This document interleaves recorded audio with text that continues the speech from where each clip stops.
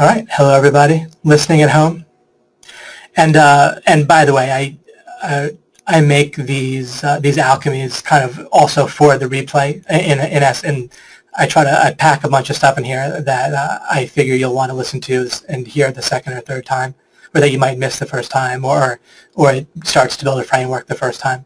But I'm packing a lot of stuff into these alchemies, of course. Each webinar has things that can be distinctions for your life. Let's see what we got here. All right, here's the right slide. Okay, I'll have to talk kind of quickly here. Perhaps I have a few slides. One of them is pretty packed. Unlike I wrote here on the first slide, unlike many other alchemy or topics that I cover in alchemy, in this case with conversion, I'm a big fan of learning from other people as well.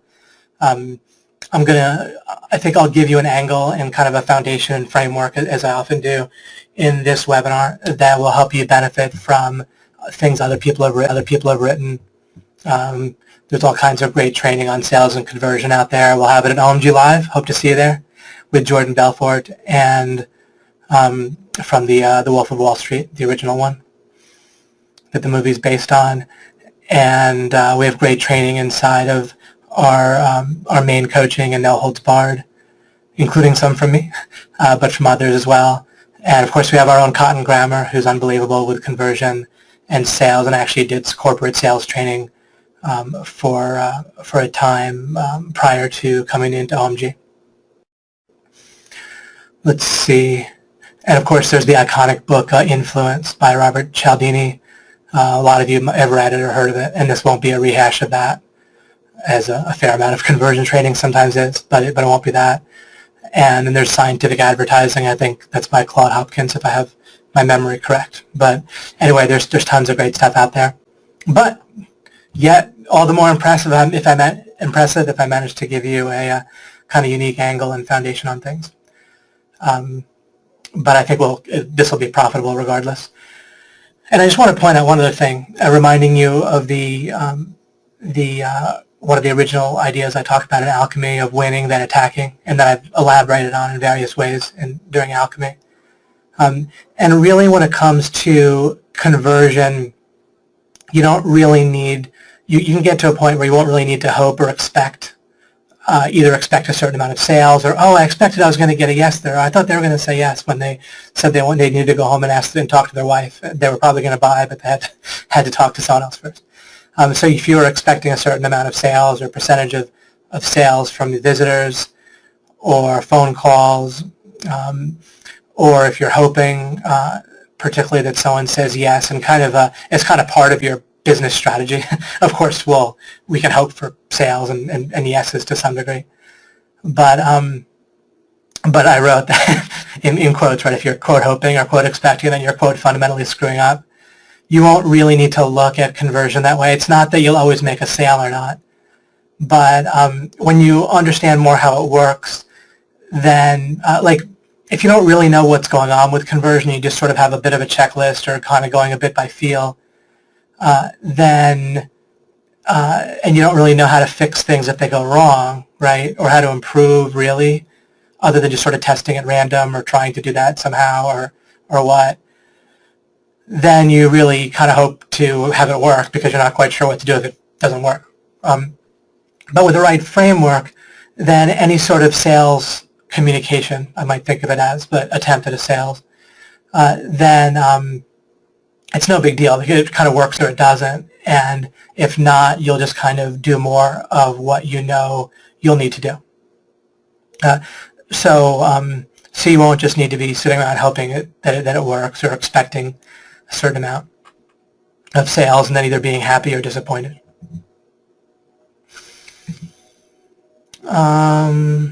And understanding better how things work fundamentally will also keep you from getting on these highs and lows where you're like, oh, I'm so good at sales, and then the next week you're like, oh, I'm so terrible, what's wrong with me, and so forth. Let's see here. All right. So alchemy, like this webinar being one example. As always, what I wrote here is it involves importance, right? I almost need to each time not get too carried away with the idea of importance, I mean, it's crazy because it's the thing that our brain screws up so badly by default.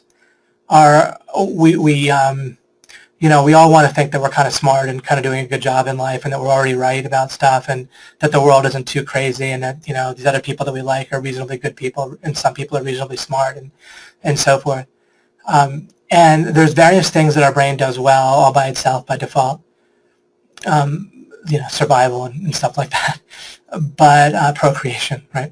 But it took me forever, and I'm still working on it. But I was trying to figure out. I noticed some anomalies years ago, that were really, really off about the world, and not like off like, oh, these people are sheep or these people are stupid and oh, I'm smart and that kind of thing, but off in a way that wasn't just like a tweak. Like people that should be reasonably smart were incredibly stupid to a degree that should be impossible, right?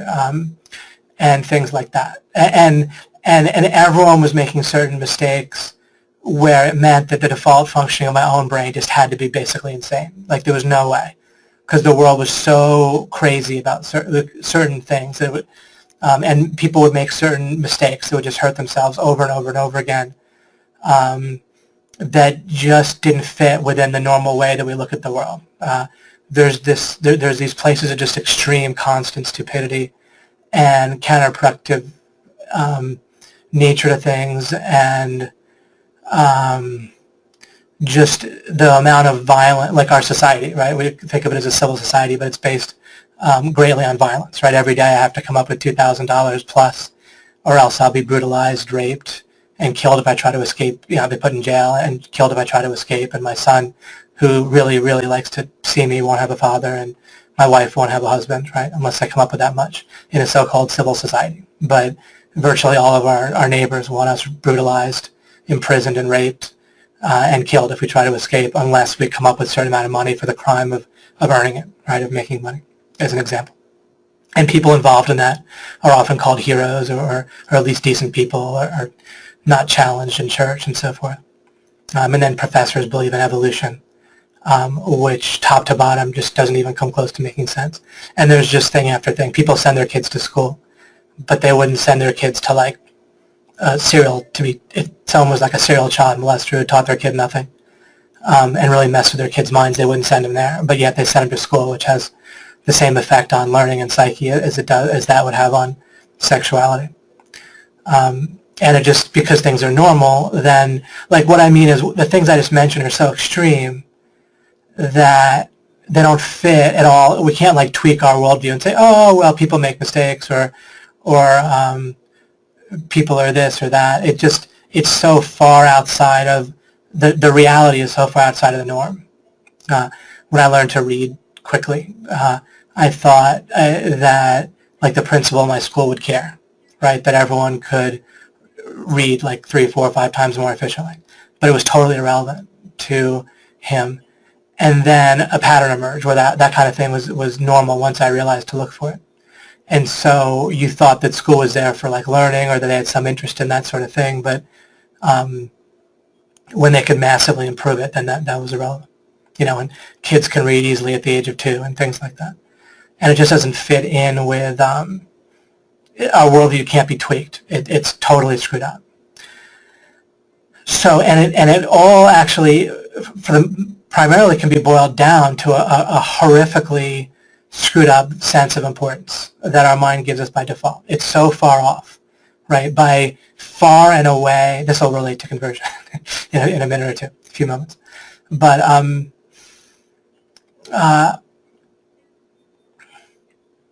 people should be spending hours a day until they get it straight, like I've said earlier in earlier alchemies, working on the question of our method of how to know what's true. Instead, in practice, people treat that question as totally non-existent, as answered like when we were 1. We figured it all out and never worked on it since. And it's great. It doesn't have to be ever thought of or worked on. We already have a terrific method of knowing what's true, and that must be the case based on how people think and act, because their mind gives them conclusions, and when they feel certain, then they are certain. It has to be true. So therefore, the method must be there. But it's totally unimportant. to people and it's another one of those things where it should be a total no-brainer to spend hours a day. I mean, almost anything but just basic survival. Almost all of your focus should be put into that one question until you get it straight, right? And anything else is just beyond insane, and yet it's not that no one comes anywhere near doing that. They hardly ever, basically just don't even address the question whatsoever, not even for a minute or two, their entire lives in a lot of cases. So we're not even close. So regarding importance, the great news is we have such an immense room to improve. And in doing so, we can make life so much easier and better for ourselves and others. And in not doing so, then we're like a scourge on ourselves and others and constantly hurting ourselves and other people. We never ever need to feel bad. There's never a time when we should, when it's better to feel bad. It's a contradiction in terms, a very simple contradiction. But again, people believe all sorts of times that they should feel bad. Even though, again, it should be the kind of very, very simple. But I didn't realize that either, for decades. So regarding importance, again, then when it comes to sales and conversion, if we don't know where to focus our efforts, then there's so much training out there, and there's so many suggestions that it's just no way we can keep it all straight, and it becomes very difficult to try to figure out how to improve. And so hopefully I'll give you a sense of where to, or a framework that will help you figure out where to improve or where to look to improve your sales process. And that, as I said, framework, meta strategy, right? Once again, where it's kind of like your strategy for your strategy, and that involves alternative use of resources and so forth. Typically, when people teach, there's really not much of a sense of alternative use of resources. They're like, oh, this is a good idea, do that. This is a good idea, do that. This is smart, do this, and do that, and do this, and do that. But if someone's telling you do this, it's a good idea, do that, it's a good idea, without any sense of alternative use of your focus or which questions you want to ask in what order, or to focus on, then there's no strategy there. It might be helpful advice in a vacuum. There might be hundreds of things we can identify that might improve conversion, but there is no strategy unless the alternative use of resources is addressed, unless the idea of importance, or importance involves impact, right? We're judging importance right if we're using our resources in ways that have the most impact for good on our lives and on the lives of others, period. So importance involves impact. If we're not thinking in those terms, and we can't figure out what impact things are going to have typically, or and where the alternative use of resources is, unless we know details about a particular topic in a lot of cases. So we can't even, in order to address what's important, we need a framework and often a bunch of details. All right.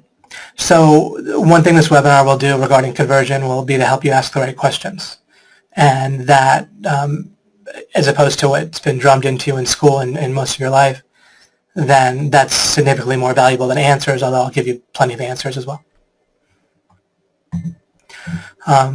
Let's see here. All right, so you can deprioritize, right, regarding importance. You can deprioritize focusing on, so rational self-interest from the point of view of the person you're talking to. So when you're making a sales presentation, appealing to like rational economic theory or rational self-interest, where you're thinking like, all right, well, this person wants more leads, or this person wants the phone to ring, and therefore I just have to show them how I'll do that and they'll buy, or something like that. That type of thinking where you're thinking about what you think is in the other person's best interest, and then trying to appeal to that. It's just not going to give you much impact. It's not that it's wholly irrelevant or not, but looking there is just going to basically waste your time, relatively speaking, because you only have so much you can focus on. There's so much conversion advice and potential things you can say and try, and so forth. So forget about appealing to rational self-interest. Forget about subconscious manipulation, not because it's unethical, just because it's relatively ineffective, right? Especially when I show you what is the place to look, then this will make even more sense. But I just thought I'd clear things out a little bit by telling you this first, and then I'll tell you where to look. Let's see. So subconscious manipulation is stuff like, but by now you should know whether you want this product, and then the idea is that you're saying like BY NOW, but then it also has the alternative meaning BUY, and it kind of gives them the subliminal message to buy now, and so forth, or just a whole bunch of stuff, right? Like with neuro-linguistic programming, I've gotten great benefit from neuro-linguistic programming ideas and neuro-associated conditioning, as Tony Robbins has kind of tweaked and rewritten some of that. Very useful in general, but not like with sales. I've tried that stuff with sales, and it's just pointless. Like it's just kind of noise. It just kind of gives people something to teach, as far as I can tell. So that's not really someplace you need to worry too much. And then other people will say, look, you have to tell a story. You have to tell a good story. And certainly there's plenty of times when telling a story will coincide with a good sales pitch. But I don't know that it's really going to help someone that much if they're having any kind of issue with sales, just telling them to tell a story. It just doesn't. I think if you have great instincts and good charisma, and so forth, and then you tell a story, you'll probably make it sale, right? Or do it, on average, you'll make plenty of sales. But it isn't that helpful of a place to try to look, because you can sell plenty without telling a story at all. I do that plenty. And sometimes I tell stories, sometimes I don't. And it just sort of coincides, right? It kind of overlaps. Let's see here. And then regarding using templates or sales scripts, the best use for those is like potential raw material for building blocks. If you look at scripts that work or templates that work for something on like a website or a sales letter or talking to someone, or if you're given a sales presentation, you can certainly try the exact script, but you do that in order to kind of understand it, if that makes sense. Like if you're trying out a template or a script, you don't do it like, oh, okay, I hope this works, right? I talked about that last time, right? You can try all sorts of stuff as long as you're doing it in order to kind of get a sense of things and learn and see how to make distinctions and alchemize, right? You want to break things down to their elements by understanding them better. And one way you do that is you take action. But when you're starting out with something, including selling any particular thing or developing a particular sales funnel, then you're doing some like learning and working on stuff, and then you're also taking action, but you're taking action in order to understand. And having that perspective will help you tremendously. When people take action in order to hope or expect or to see if something's working, then that's very counterproductive. Now you have confirmation bias, and you're on an emotional roller coaster, and you're sort of sound desperate while you're giving the pitch and so forth. You're not really open. You're just kind of screwing yourself in all sorts of ways. If you and whether it's a template or script, or whether it's one you made yourself, or whether it's one you got from someone else, if you're during the presentation, you don't really need to be in a state where you're trying to hope to sell, and that'll make more sense as I show you what you do want to focus on. All right, so when I show you what to focus on, it'll probably be a unique way of putting it. So let's take a look here. So you want to focus on navigating categories, and this took me a long time to figure out to think of just in this way. I would do this pretty well intuitively, thinking about frames, right, and framing, and that idea is out there. But the thing about framing is when I would use the word, people would ask me what I mean and to give examples and so forth, and I don't know how much it really helps you to leave another words out there. So I'm realizing, I'm kind of in the process of understanding this more and more, but this is what I've done for a long time. And as I understand it this way, it's helping me further. And I'm going to frame the specific details and examples and suggestions that I give you in the next slide about conversion, things specifically to do and not do, and ingredients and so forth. You'll see, I'll give you a bunch of examples about categories.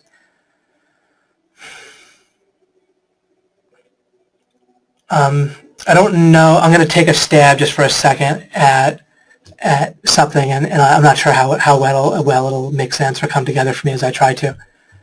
But I'll just give a stab at it for a few moments.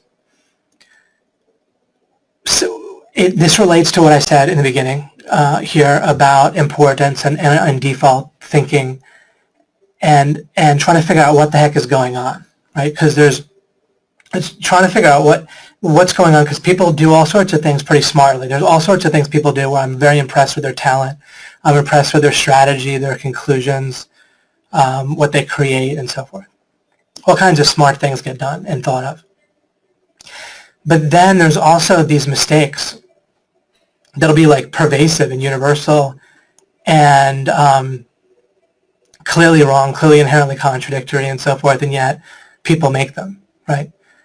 Easy to see in politics. I won't give an example, but I mean, they just abound, right, in politics,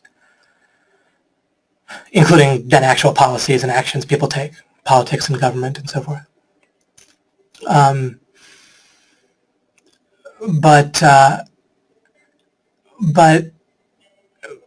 And then also people have just a lot of trouble in relationships, right? Relationships just don't work all that well with people, and romantic relationships just fail so often, right? And if they don't fail, they degrade a lot, and almost any people in a romantic relationship, if they both collectively use really good strategy, they could probably be just a lot happier, and yet they don't. Like, they just make all kinds of mistakes that just make them unhappy. There's no benefit, right? And those mistakes could be figured out theoretically, but they just aren't perennially. And then, so how are these mistakes being made, and like how is it, and even just thinking about words, I never got too much into words in alchemy and how they work and defining them and construct them. I did a little bit. And how do I do this? So, I've been aware for a while at how, of course, frames and context are so important. I referenced recently in an alchemy, I talked about how people will believe things because of a category. Like they'll say, like, I'm such and such a political party or religion or whatever, and then they'll say, I believe it because of, I believe this credo or this dogma or this statement because I am, and then the actual reason, which they'll treat as foundational, will be a category that they see themselves in. And what's fascinating is that depending on what categories are active in someone's mind, they'll think and act differently and give different conclusions. And I wrote Asian female example in one of those books I wrote to you. I'm not going to bother reading the reference. But because the bottom line is so simple to just communicate quickly. If you take, I think this is done with Asian Americans, but regardless, if you take an Asian American or Asian female, and if you give them questions prior to giving them like a math test, and those questions, without them realizing it, reinforce their identity either as an Asian or as a female, then test subjects basically that are, a lot of these are done on college students, right? Because they're easy. That's where the professors are, and they get them to do the experiments by making it mandatory for class. But anyhow, if you give them like a little questionnaire that gets them identifying themselves as an Asian, they'll score significantly better on the test than if you get them identifying as a female. And I think you can also parse those out, where getting people to think of themselves as an Asian before a test versus a control group, they'll do better. And then getting themselves to think of it as a woman before a test on like STEM, like science, technology, engineering, math, they'll tend to do worse. And it's the same person with the same brain, right? So this is purely a matter of categories, not a matter of any actual biology or racial stuff, right? It's the same exact person will do, or I don't know if they can test this on the same exact person, but you understand you can test it on people where the pattern is clear, where in the same type of group of people, just the category that's activated will affect their test scores significantly. So that's pretty fascinating, right? We think of scoring well on a math test as pretty much just based on a person, not on the category that the person is identifying with at the time. You can also get someone to answer questionnaires more like a Republican or more like a Democrat, depending on stuff like whether they washed their hands recently, or even if they're standing next to a place to wash their hands, or if there's a flag showing, or other cues like that that get people to have different categories active. Because people don't, when and if, and many people on this may already have, when you embrace the idea that people are operating in life without any actual method of knowing what's true, that's foundational, then their thinking is then fully arbitrary, right? By the way, the word arbitrary, if it's not part of your thinking constantly, like several times a day, then something's really, really off likely. It should be such an integral part of how you're thinking, because it relates to the idea of reality, which relates to the idea of how confident you are in conclusions and decision-making constantly. Reality relates to the idea of what's foundational.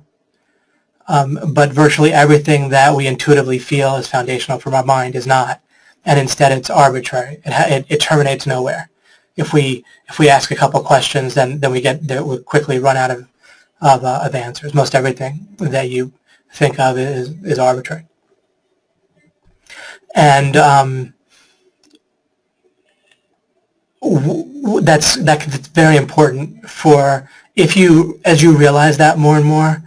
It'll really help you in sales, because when you realize that people's thoughts and decision making they're rational for like a step or two off of something arbitrary, and then people do think kind of somewhat logically. Again, like people think logically like one step, but then they're standing on like a foundation that itself, not a foundation, but like a platform that itself has like nothing under it. So, for example, if someone identifies themselves as a particular religion or a political party, or as a particular race or whatever, then they might say, well, as a woman, I'm offended by such and such. And it might be sort of rational or logical to be offended, like given their premise. Then people can kind of go one step from a premise to a conclusion, in a lot of cases correctly. But people's premises themselves are arbitrary and make no sense constantly. Once your own much too much hardened sense of reality, including what perspective is correct and so forth, will greatly block you when you're trying to do sales and conversion. When you have a much more flexible view of reality where it should be flexible, because and you can't do that just by saying everything's relative. Everything's not relative. Lots of stuff is necessarily true.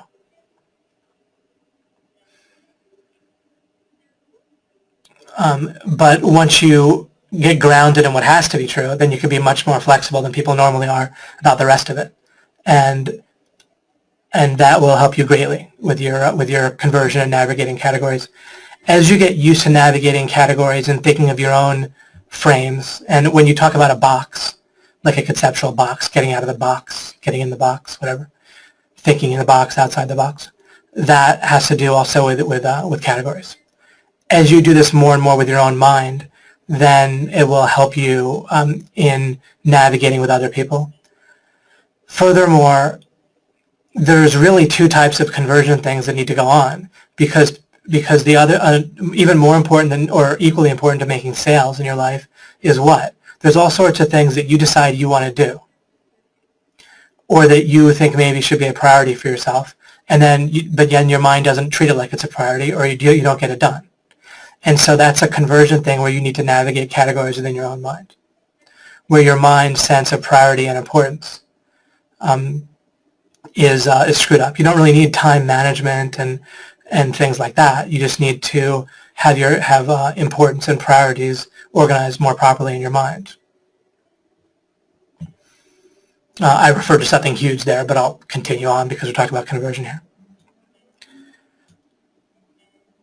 All right.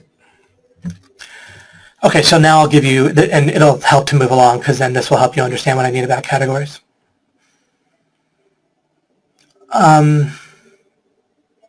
Oops, I don't have a closed parentheses here. All right, So these are various examples of categories that you want to be navigating when you're doing conversion. And there's several on here, but there's not that many. And just about each of these is pretty much critical. And so that's why I put them on.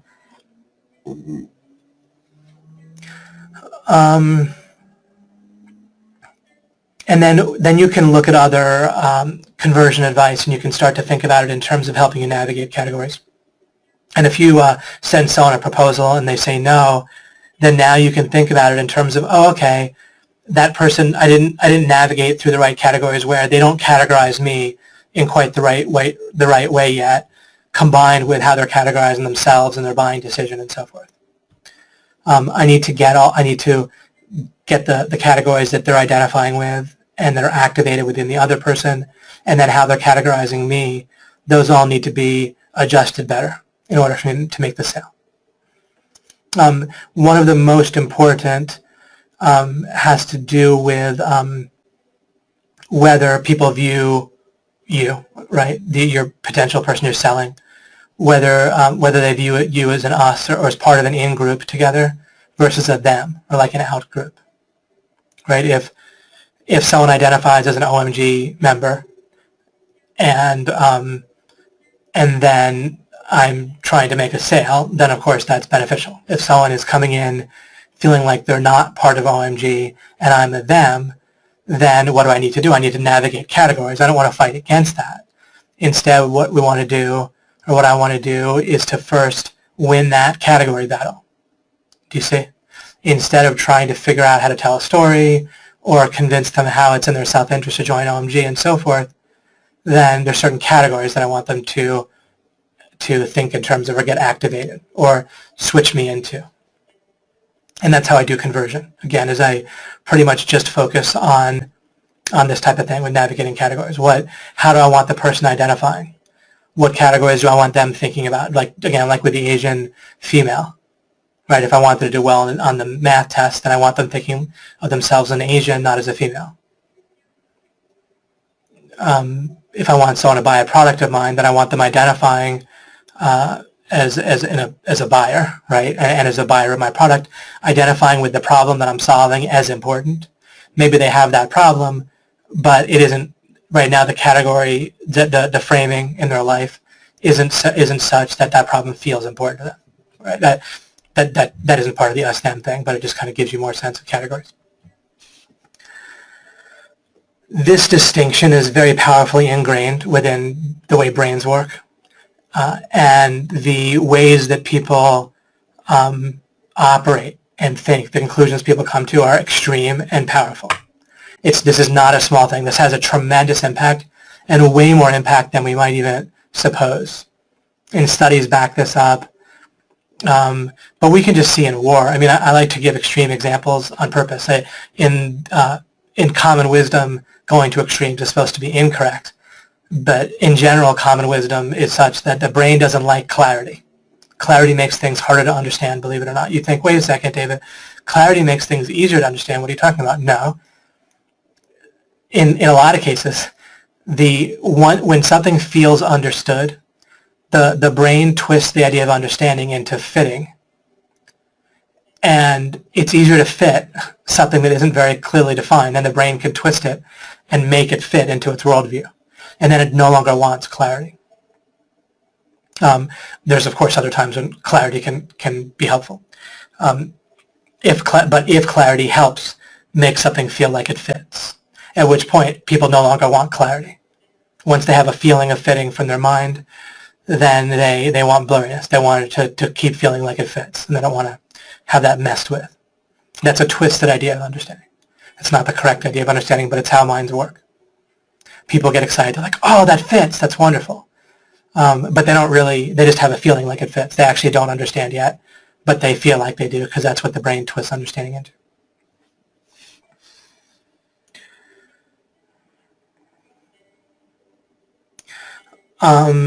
But anyway, so in terms of going to extremes, an extreme example is how Americans would probably say that they're not really into incinerating small, innocent children. So their eyeballs get melted in front of their mother, and then their mother incinerates, and the child and the mother reach for each other and melt. But on the other hand, Americans are generally fine in a lot of cases with Hiroshima and Nagasaki, and in general with Harry Truman and the Democrats who did that, right, and the military who did it. Americans think of the military as heroes despite the fact that they did that, and that they kind of still affirm that it was a good decision, right? And there's half the country is Democrats, of which Harry Truman was, who chose to do that, right? People respect Einstein, who helped to create that, right, and Richard Feynman and so forth. And so why? All they had to do was make those children and those people an out group, and also lump them in with a group, a category, Japanese, right? The Japanese attacked us, right? And therefore we bombed the Japanese, and you see the amazing pattern of categories. Just by the power of the sickness of thinking in terms of categories, now virtually all Americans, at least by a couple of logical steps, including all Democrats and all people that venerate the military, right, which is virtually all Americans do, one of those two at least, they all are basically fine. At least they say it's unimportant, right? Even if they wouldn't say, well, I actively think it's great to incinerate Japanese children and their parents and so forth. They certainly must think it's unimportant, because if they thought that doing such a thing was at least important, then that would have a ripple effect. They would say, well, any group who proudly did that and continues to affirm that decision is one that I would think of as sick, right? Because if that was important. So at least it's very unimportant. And again, all it is just categories, right? There are them, and plus you lump them in with people that attacked us, or that attacked some other people that we associate with. They didn't attack me, but if someone associates with an American, with America, and then they lump together that as like it's a person that can be attacked, and then they group the Japanese as one person who can somehow make decisions and do stuff. And now the Japanese attack them. Now they're category themselves American, and then it all goes from there. And then it's basically fine and okay, and at least unimportant. But in my understanding, if someone intentionally incinerates young children, then that person doesn't qualify as a hero, right? And really that's just sick. And it really doesn't matter what else they do at that point. That's generally how we think. If I said, hey, here's my friend Joe, he's incinerated thousands of small children, and until their eyeballs melted, their skin melted, their bones, and then they all just went to dust. But he's done a lot of good things too. Then you would just be shocked, right? And that's what categories can do, and that's what I mean about our worldview, right? We look at people like that that do that, and just because the categories and the priority of categories, where the priority of the good outweighs the bad, like the bad is tiny and unimportant. And then when we just look at it correctly or rationally, whatever you want to call it, with clarity, then I think I don't see how to escape from what I'm saying there. I don't see what's wrong when I say that incinerating innocent children for no reason, right? And not that there could be a reason. I don't know what reason there could be for incinerating tiny children. But it's just wrong, period, right? And it's horrifically wrong. But look what categories can do. They're that powerful. But I'm conveying this message to you in this way because part of conversion is if you can break categories, break boxes, and help people make distinctions, then again, we're navigating categories. And the category that I'm trying to get you out of is you need to stop thinking that your own mind and other people's minds operate in a rational way with foundational thinking. And instead, I want you to see the extremes that categories can make things seem real. And that virtually everyone in America, because of the power or the power to deceive even of categories, comes to the conclusion that, again, like about Hiroshima and Nagasaki, that heroes can do that kind of thing. or they'll literally identify with groups that do that, that do it and affirm that it's okay to have done that. And yet they won't affirm that incinerating small children is something that they do or that they think is good, or even just anything but very, very, very sick. But people are able to hold both of those things in mind with the way categories work. So that's the extreme, like, plasticity or how far you can go, right? You got converted or convinced, or at least most everyone we know, that's how that it's perfectly fine, or it's unimportant. But really even heroic, right? Heroes incinerate small children just through the manipulation of categories. So that's how powerful sales can be if you use categories and you know to navigate in that way. You can convince an otherwise normal person that incinerating a small child is perfectly fine and actually admirable, actually something, a trait of a hero. Right? People do that with Abraham Lincoln. Abraham Lincoln enslaved tens of thousands, maybe over 100,000 young men. But with the power of categories, people are convinced he's a great man. I have a son. If someone enslaved just my son and forced him to march hundreds of miles with hardly any footgear, and then threw him in front of a cannon to be splattered, then that would be so horrific to me I can't even comprehend. But then Abraham Lincoln did that with tens of thousands. And we have a sitting president who says that he admires that, enslaving tens of thousands of people. Again, it's amazing, but then people are just fine with that. Almost everyone in America either admires Abraham Lincoln or the sitting president, or both. I understand only half admire the sitting president, but between Abraham Lincoln, who founded the Republican Party, and then Barack Obama, you cover most everybody, right? And again, this is what categories can do, and I want you to realize this properly. Otherwise, again, the importance can be lost. Remember, our minds get importance so far wrong.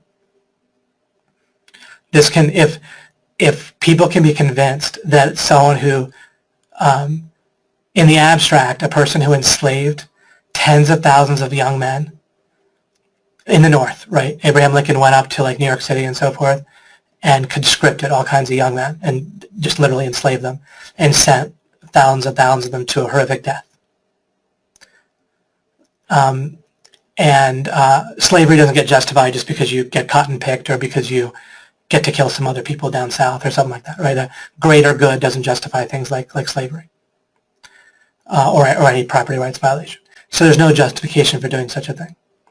But just through the power of categories, people are convinced that someone like that was a good man. That's amazing, right? If that can happen with categories, think what you can do with selling good products or services, is my point. Stop being afraid at all. The power, when you understand conversion in this way, is just so immense.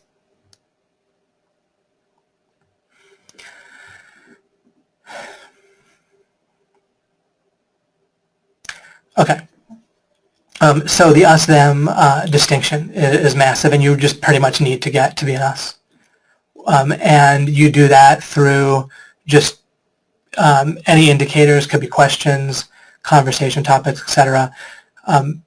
Whatever you're saying when you're doing any kind of sales conversion communication.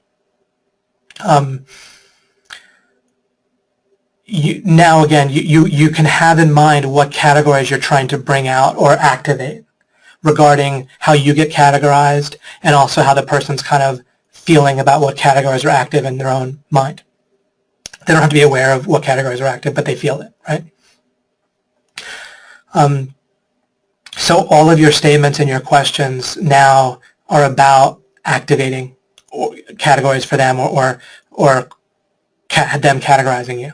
And so if you're talking to them in a way where you have like a shared interest, of course. Now you really want to have something shared that's relevant to what you're talking about, and really like sharing a hobby, it might be a little bit helpful, and it might be very helpful if the person really identifies with it strongly. But if you just find something in common that's pretty irrelevant to what you're selling, or whatever, then that might be weaker. It still can be helpful, but it's more weak. But one way or the other, yeah, you want them to be looking at you as an us, and you need to maintain these categories. When you think in terms of categories, you don't just check it off and then it's permanent. It might need to be reinforced next time that you interact with them or throughout the conversation and that sort of thing. And if you're and you need a reason for all this, anytime you do this but it doesn't seem natural, if you guys found something in common earlier that made you guys feel like an us, and then you just refer to it out of the blue later with a big grin on your face, then that could seem unnatural and manipulative, right? So you have to watch that. Sometimes you can physically be sitting on the same side of the table as them if there's an excuse. You don't want to look like you guys are dating or something like that. But if also some tables you can kind of sit about at an angle, right, where you're like 120 degrees instead of directly opposed to each other, that sort of thing. And then you also can watch out for anything that that breaks the us versus them situation. I have to risk doing that sometimes in Alchemy, but depending on the situation, you can at least do your best not to. At least when I do it, I'm aware that I'm risking it, and it's calculated. You know, I know that it's something I have to do for some other reason. Okay. Another category that's going to be very important for them to categorize you in, and this is fairly, some of these, I don't mean like these things I'm listing are not obvious. I'm just trying to give you these so they're at your fingertips in terms of these are ones that are important and that I use myself consistently, and I check through, and I'm pretty much consistently aware of these things. So, and people really can violate this when they don't think about it. You want to make sure you appear competent, serious. Serious means you show up on time. Serious means when you say you're going to do something by a certain time, you do it by that time, and that's also likely reliable. Competent. You don't need to be super fancy necessarily. Let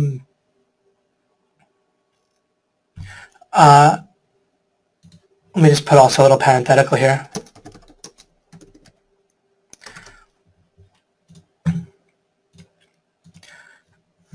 Generally, if you're aware of this and maintain this, then you can often do it, but you don't need to show off, right? Again, that could be a little bit unnatural or just irrelevant.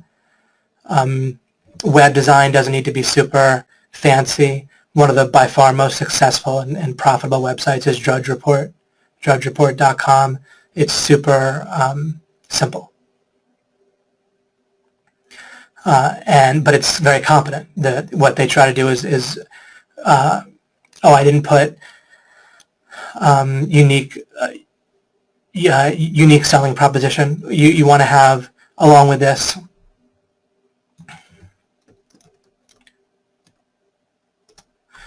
all right, if you pay attention to one standout thing, that's often all you're gonna need. And it should be relevant, like something that kind of makes you look competent or that sort of thing. People sometimes think they have to do a lot of stuff well or everything well. You just need to be generally serious, reliable, competent, and then have one thing that really kind of is your selling point in a lot of cases.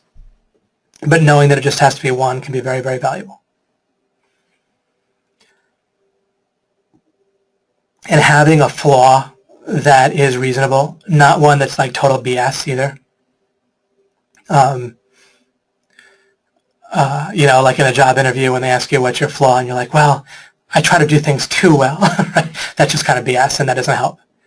In an interview, you want to show some self-awareness. In a sales situation, when you're presenting your service or your product, you might say, you know, I'm just one person. I'm like a one-man gang. I'm spending most of my time in the field fighting for you, getting you web traffic. And so the amount of time that I could spend on like phone calls and stuff is limited, right? Something like that.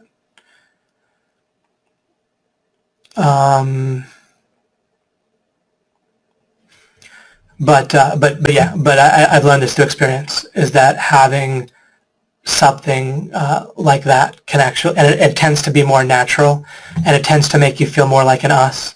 People tend to view themselves as almost perfect, right? But they might understand they have like a flaw. And so if you're like almost perfect also, then you tend to be most like how many people view themselves.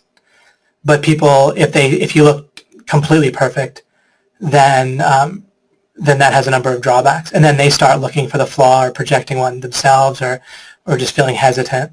So showing them one that's reasonable and natural, but real, and then reasonably compensating for it, but still it's a flaw. It doesn't have to be nothing, is going to tend to be helpful. And with all these, it's not just that you want to project this, but you really want to watch out for getting switched out of a category. Once you taint a category, it can be very hard to deal with that, because when creation occurs, then a new space is created, and then you can have purity. You can bring in just what you want. But typically with people's minds, the way they work with categories is there isn't creation going on.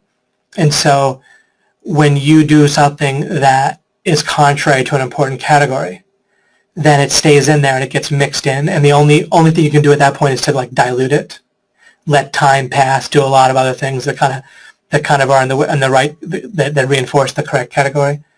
But once something is kind of tainted, then it's a pretty major inefficiency. So the best you can do to maintain this, especially with this one, it's pretty reasonable to just stay reliable and look serious and competent if you focus on it. But it's really just screw up if you don't realize to keep it pristine.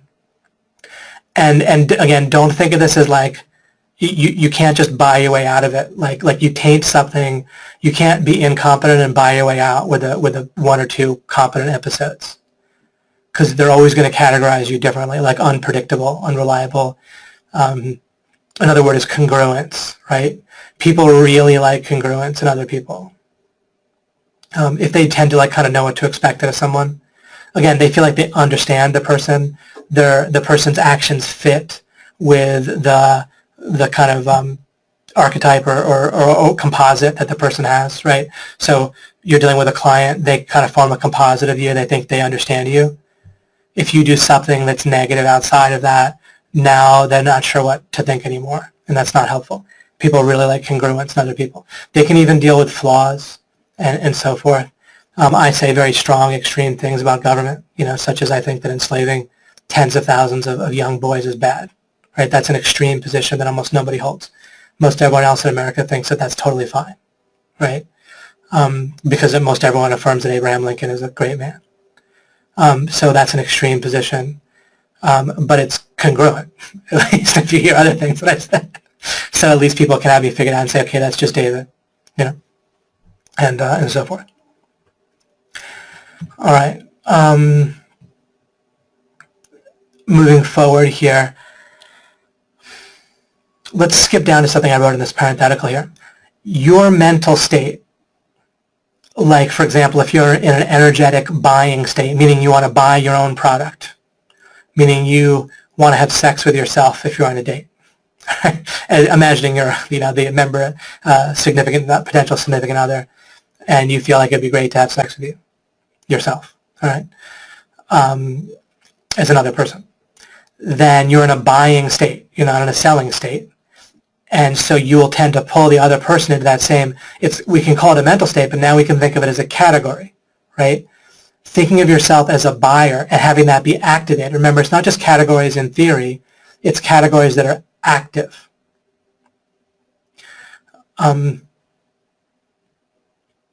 And so you're pulling them into the category of seeing themselves as a buyer. And also if you're energetic and enthusiastic, and you're kind of moving forward with what you're saying and your body language and so forth. If you're in that kind of category, right? Sometimes we're like moving, we're on the go, our train's in motion. It's left the station, it's plowing forward. That's a category, right? You can tell if someone's doing that, then that's one thing. If someone's not, and they're low energy, or they're not moving, or their communication isn't really in one way or another energetic or high energy, then that's another category, and the difference is real. And when the train's not moving fairly quickly and energetically, then small obstacles can stop it, right, more easily. And when something's moving with a lot more energy, momentum, and so forth, then they don't come up. And so cynicism, skepticism, and procrastination, they don't fit in the same box or category or mental state as belief that you have in your own service or product. And best if that belief is based on some sort of foundation, right, where you've actually done it a little bit and so forth. Not just straight willpower, right? Willpower is often like willing unclarity, right? Willing yourself to believe something despite the fact that there isn't much reason to do it. That's going to more make you like manic than in the right state. Excuse me. So this all kind of is a bit like one thing: belief, forward motion, energy, enthusiasm, vision, and they're all part of a category that excludes cynicism, skepticism, and procrastination, right? On the part of the person who will buy. And so once again, there's your category, and then one category kind of excludes things or properties or ways of operating, cynicism, and so forth, that are going to be obstacles for you.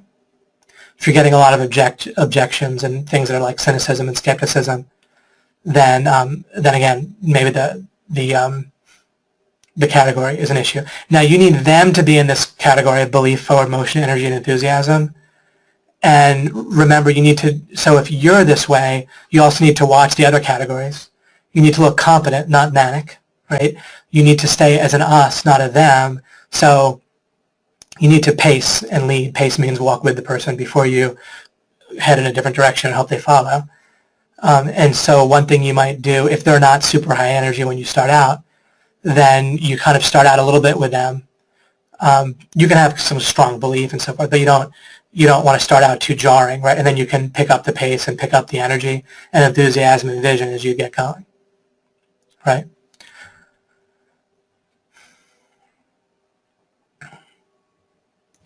All right, next thing is you can think about being aligned with the other person's self-image.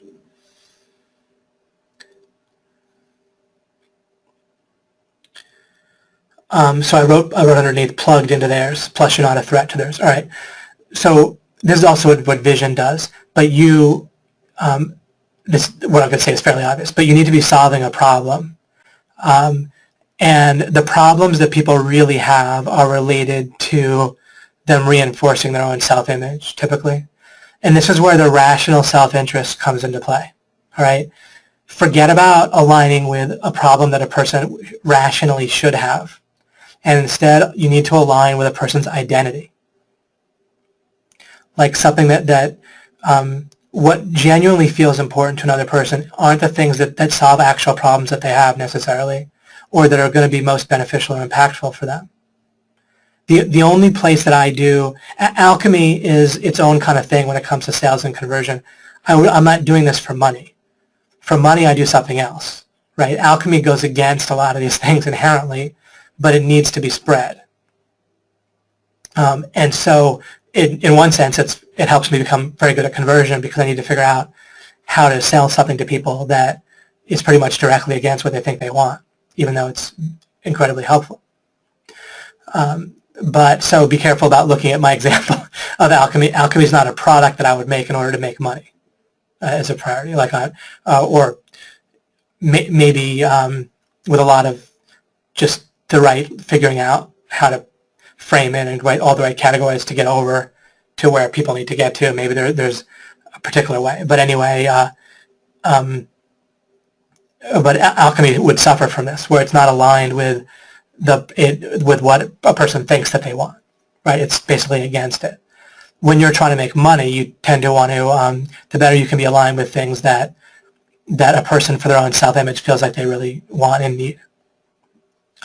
Money is an easy one, and so forth. But what's really going to connect with them And you can tell when you do this, and you don't always know, right? You don't know exactly what's on someone's mind. But if you know the right questions to ask, then that's good. What's going to really spark someone, the battery that you're plugging into, if them picturing themselves in a very nice car or being admired by their peers, right? Then that will like turn on their light, their plug into their battery, and then you can take what you're doing and kind of, you can think of it as connecting the dots, but you're kind of taking your product or service and connecting it with the category of like things that'll help me get a hot car is a category, right? And so you need to get your product or service into things that'll make me get a hot car. If you're trying to sell me, and if this isn't my thing necessarily, but if I really wanted a hot car for my self-image, and you don't know ahead of time, you might just mention different things within conversation, and you can kind of tell if something really works for somebody.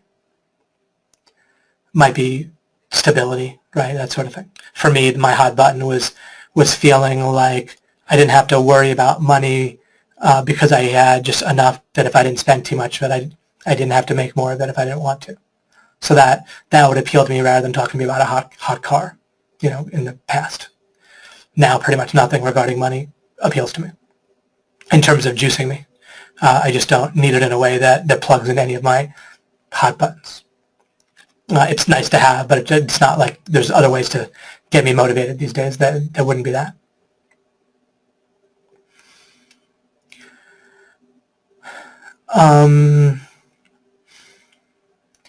So again, you're plugging into their self-image, things that reinforce that they're a good person, that they're keeping up with the norms and standards of their peer group, that they're a smart person, and a competent person, and so forth.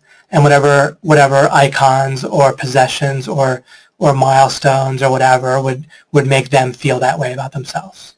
And you don't necessarily know without talking to them, although you can guess. And if you're talking to a larger audience, you just have to guess. And that is as opposed to trying to appeal to their rational self-interest. Even having the phone ring isn't necessary, like they're a plumber and their phone rings because you help rank a website. That might be something that already is in their category, that already is connected to things that they want for their self-image, that really work for them, or it might not be, and you have to figure that out. But it might more mean that maybe they're more concerned with not making a bad decision. And that's the threat to their self-image. You need to be very aware of that. And again, the kind of simple main example for that is people don't want to feel stupid about their decision later. And so you need to be aware of that and deal with that and navigate with that, where you can help them not give them reasons why they wouldn't feel stupid, but you don't phrase it in that way. You don't say, hey, and you won't even feel stupid tomorrow because of such and such, right? But once you're aware, hey, wait a second, this person wants to feel like they're making a good decision, and they're scared of telling their spouse or just thinking the next day that they maybe made a bad decision. And also if you're dealing with something where they can return it the next day, then that can be an issue. Another thing is if you're doing sales presentation on the phone or in person with a potential client, you need to find out whether part of what's going to go on is they need their wife to approve or their husband to approve or whoever to approve or their business partner, and then ideally you want to get them there in the same presentation. Or you need to spend your communication with them setting themselves up for feeling smart when they're talking to their partner, which can be tough. But at least you know what the question to ask, and you can figure it all out if you know what you're going for.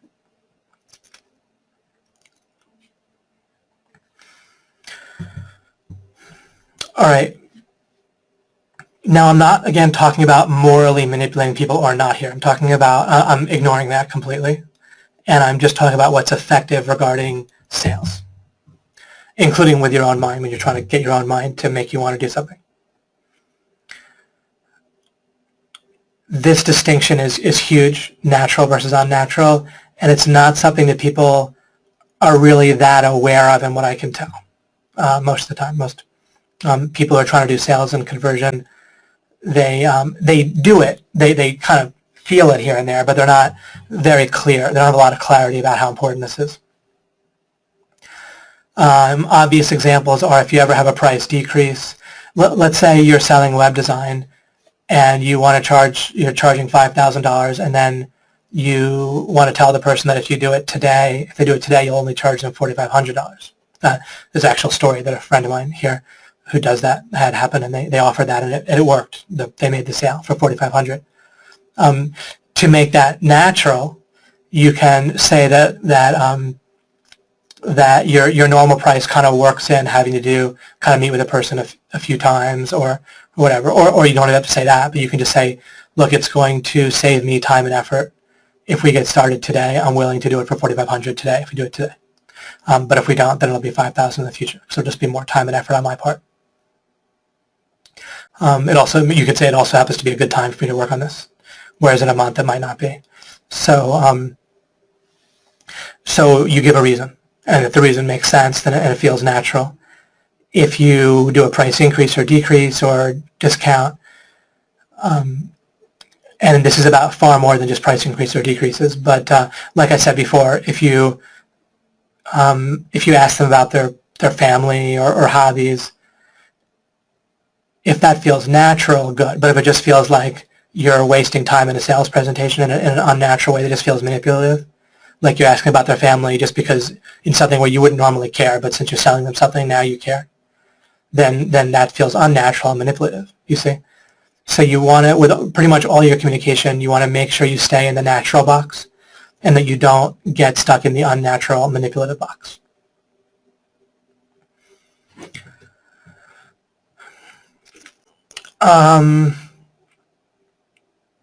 Okay, so now you do want clarity.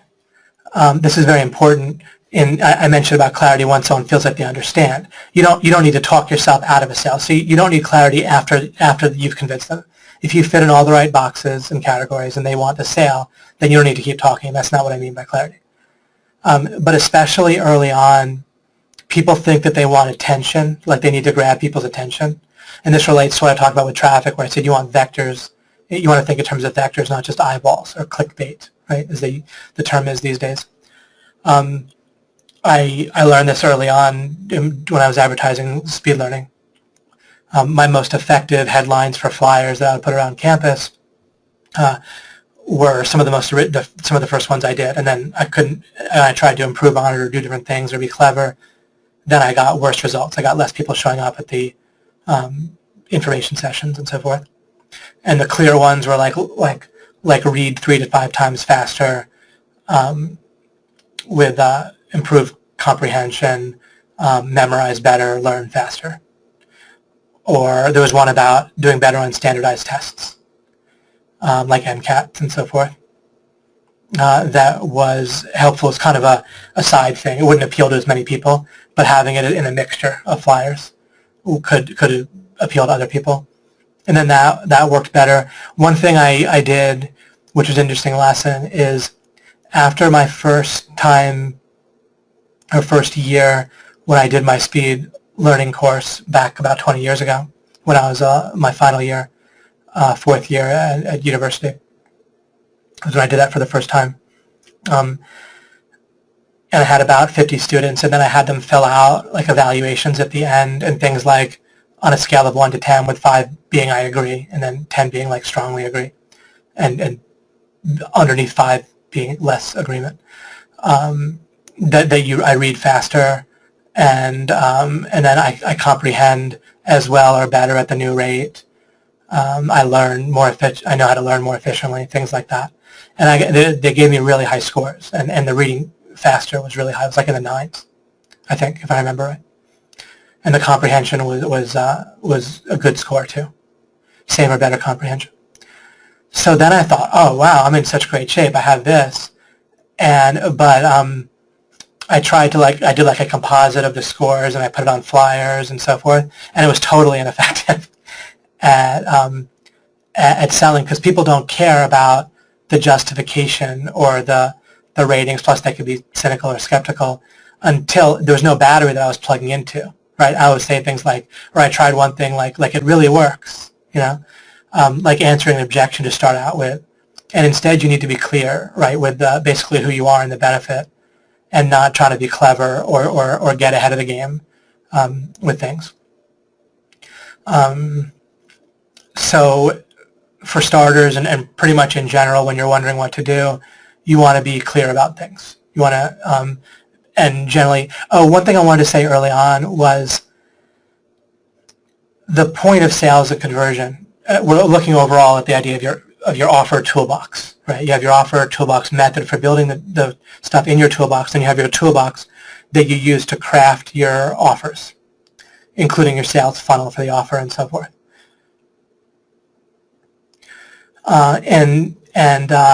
The three aspects of your money-making endeavors are that you need traffic, right?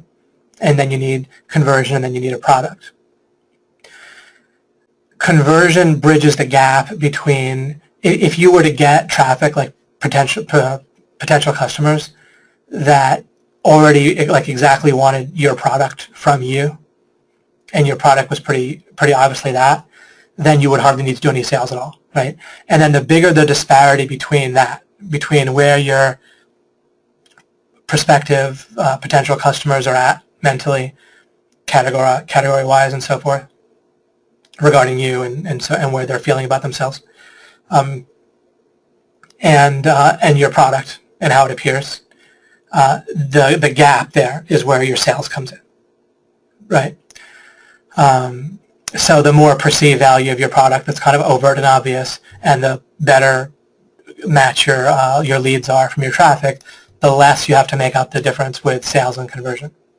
That doesn't mean that there's no automatic conclusion there that it's better to have a smaller gap or a larger gap. I mean, of course, if we ignore alternative use of resources and strategy, then we could just say, well, then it's better to have a much better product with more perceived value, better to have great leads.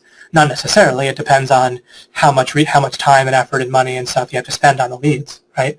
And how much marginal use you get out of your resource you spend on making your product better or be perceived better. And it might be more efficient to put a bit more into sales to bridge the gap rather than, right, if you can still, with sales, make up the difference, then you don't need to put a huge amount of resources to make your product be a little bit perceived better. In terms of actual value of your product, that's pretty efficient in the long run with snowballing, and then you can get a sense. But as long as you're thinking about alternative use of resources, then that's good. But you can just think that even just having that little mental model can help you think about resource management and like where you want to focus and improve different things, right? The quality of your traffic or the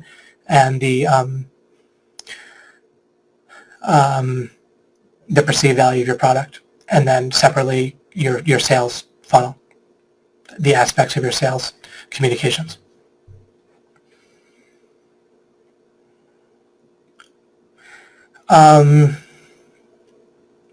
Along those lines, one other thing I wanted to mention is that one thing that constantly helps me throughout the years is I view conversion as something that's either working or not. And not that I won't try to tweak things once it's working, but it's not really that common a way to look at conversion. Often people look at conversion as kind of a linear thing. But for me, really you can tell whether in general what you're doing is making some decent amount of sales, or it's just not working, not happening. And then so you need to kind of go back to the drawing board regarding the perceived value of the product, the traffic, and the sales presentation type of stuff, if it's just not working. And if it is working, then you can just improve wherever you think the bottleneck or the best opportunity is. More traffic, better traffic, improve the actual value of your product so you snowball better, or the perceived value so you make a few more sales, or improve your sales presentation funnel, sales letter, whatever. And you can kind of just use your judgment and poke around and do things that way. But either something's working or it's not. And I haven't really had to guess or use much expertise. Just purely realizing to look at it that way works for me quite well. Even that same thing applies to dating. I mean, either some people are finding you very attractive, where they're really into you, that you can locate, or they're not. And if they are, then you just work on improving various stuff. And if they're not, then you have to go back to the drawing board, right, and figure out what's going on. But none of this like, oh, I expected to make more sales. Oh, I wished I had made 100 sales, but I made 800, and what's wrong, and that kind of thing. I don't think that way at all. Either it's working, and it's always been pretty clear to me. Either it's working or it's not.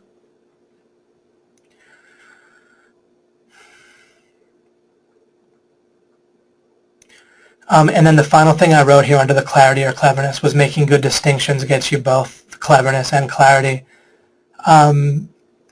As you are navigating categories, one of the huge ways you do this is making distinctions, right? Distinctions kind of chop up a category or open up a category to put something in, and so on and so forth. It tends to make you look competent and be interesting for people, and so on and so forth. And everything here is a distinction, right? Such and such versus something else is a distinction. Instead of just people, we have us versus them. There's no versus here, but pretty obviously versus being incompetent, not serious, unreliable, incongruent, not having a flaw, not having one specific thing that stands out about your product. Oh, the USP thing I'll go into more when I talk about product, by the way. Presumably in the next webinar, I think I'll talk about product, part of your offer, since we've talked about conversion and traffic. This is a big deal, thinking about the self-image thing. I've talked about this a lot in Alchemy, and it's a massive, pretty much in one way of thinking, like the only motivator that people have is relating to their self-image and upkeeping it. But otherwise, you can, if you're confused about this at all, or if you say, well, what if someone has their self-image set up properly, then you can just, plug into someone's goals that they have.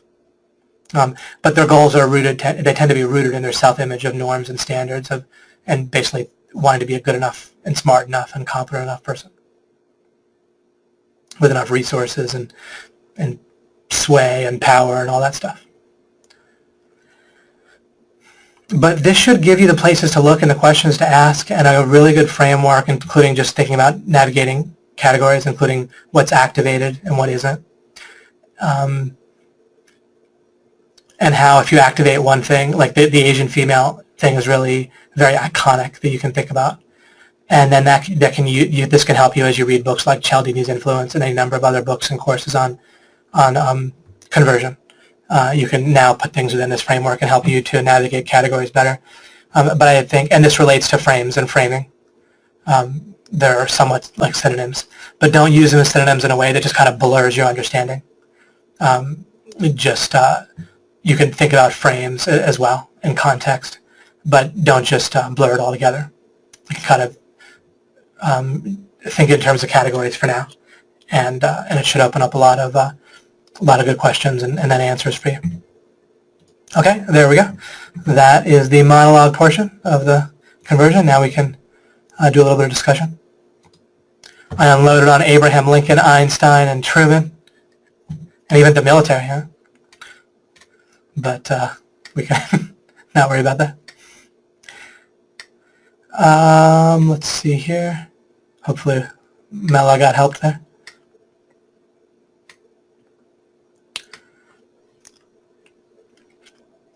Sales has to be more than just gimmicky phrases that sound and make you feel fake, right? About this, relating to the natural. This is so good. Great. From Cody. 1:21 a.m. from a messy office in England. This is just kind of a lot of saying hello still.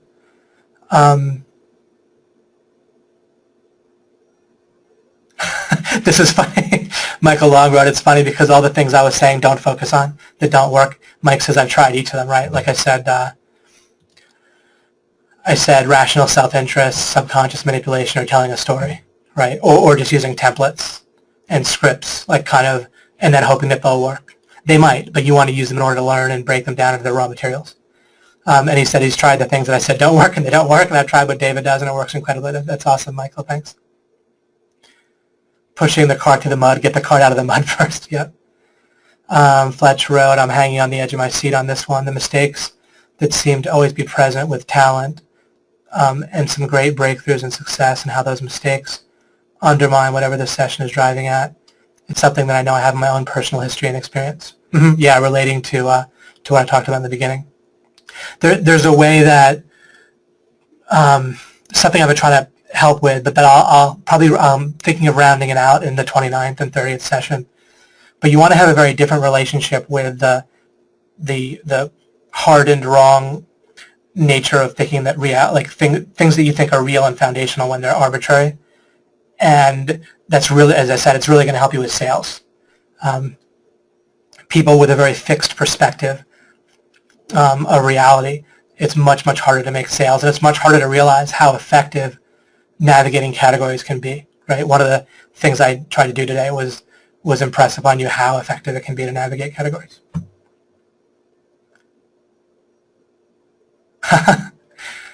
Yeah, Megan also pointed out about the things that I said don't really work, especially when you're new. Like once you already have a great intuition about sales, then telling a story, as I said, can work fine. But it's a kind of a vicious circle where it's not going to help someone very much who doesn't already have a good feel for what works.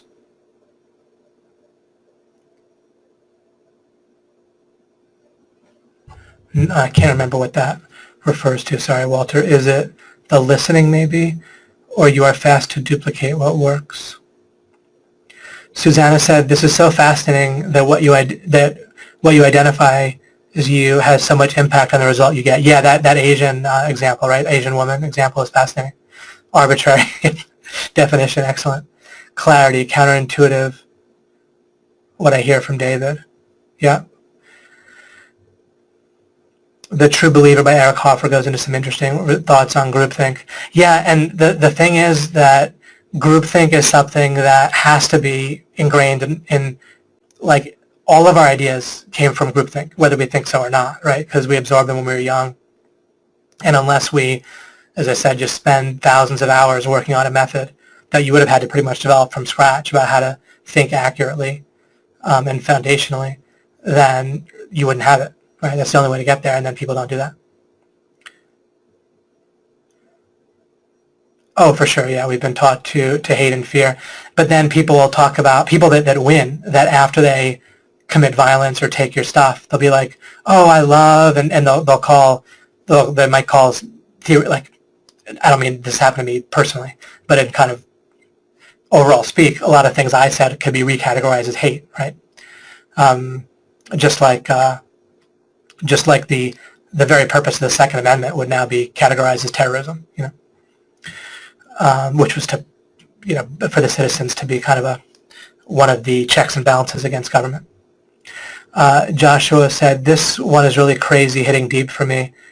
I joke a decent amount about being born in Missouri and that I inherently have issues with Kansas folks. This stems from growing up with stories of a great uncle who was hung at the age of 14 in his own front yard of my great aunt during the Civil War by people from Kansas on direct orders from Lincoln. Although it didn't really impact me directly, it was only because I was one of the descendants of the lineage that wasn't hanged. I grew up in households where these stories formed my prejudice against the category of Kansas. There are so many things to sort out. And I live 10 miles from Truman Reservoir. Talk about confused, right? Yeah, exactly. Brian said, I grew up on a military base in the old warden's residence for Korean War prisoners. The house was surrounded by barred window barracks, all empty. It was very confusing to understand this was possible, who was doing it and why we allowed it. As a kid, I heard of Japanese internment camps and thought it was over, but was living in the middle of it, seeing this was just another era phrase of repression. Who's next? Yeah, no, it's wacky, right? And we do it today with all sorts of stuff. Taxation is the big one, and regulation. Is, in my opinion, what's hugely important in this day and age, because it turns all of us against each other, is what is, besides the waste and the horror of it personally, it makes us all enemies of each other, basically, right? As I said, in practice, every single American who believes in law and order, as they call it, or who believes in government, or believes in taxation, or believes in schools that are public, or any kind of public services that are paid for taxation, they all just want me in jail and brutalized, and my son not to have a father by the implication of their thinking. Jen wrote, powerful example of Abraham Lincoln, David Mills. I've often wondered and studied about how someone like Adolf Hitler could control so many people and get them to do such atrocities. And you see, it's done with us, right? Instead of Adolf Hitler, we have Abraham Lincoln. It's the craziest thing. I'd always wanted to study how there, I mean, we had slavery. Do you guys know that slavery is totally legal in America? It was declared legal in the early 1900s at least, maybe even sooner. It might have happened pretty quickly after after the Emancipation Proclamation. It's legal as long as the government does it. It's just no longer legal for private people to enslave people. And the government, it's legal. Their only justification has to be that there's some good that comes of the slavery. So as long as there's a public benefit to the slavery, so it's totally legal and constitutional according to just the law, not according to morality or common sense, to like enslave all doctors just for the good of having more health care, be free, for example. So slavery is totally legal and was we had it in the 70s, right, and 60s with the draft. It was only recently outlawed, and it's still being carried on today by policemen, judges, and clerks, and everyone involved with what's called the justice system with jury duty. Of course, it's not as extreme, but we don't think that a milder form of rape is okay just because it's not even more brutal than a brutal form of rape. I always wanted to study how their methods can be applied to good things. Yeah, which is what I need to do, because trying to get people to feel like knowing that God exists is important is an uphill battle, right? Is one of the things that was fairly paradigm shifting and shocking in life, was realizing that it is almost universally totally unimportant. Once I developed a full proof that God exists, it wasn't, people didn't really care, and no pastor I've ever met cares or thinks that it matters, and so forth, and not atheists or evolutionists either. I never found an explanation that seemed to satisfy the question how leaders like him were so successful. Very, very excited to hear your thoughts. Yeah. Well, again, we can observe it. I wanted to show you examples of how it's affecting us right now, because every time, this has just been shown so often psychologically, every time there's an example that's outside of ourselves, like with Hitler, of course, and such, we don't benefit from it. Like, we just feel like, oh, well, we're not like that.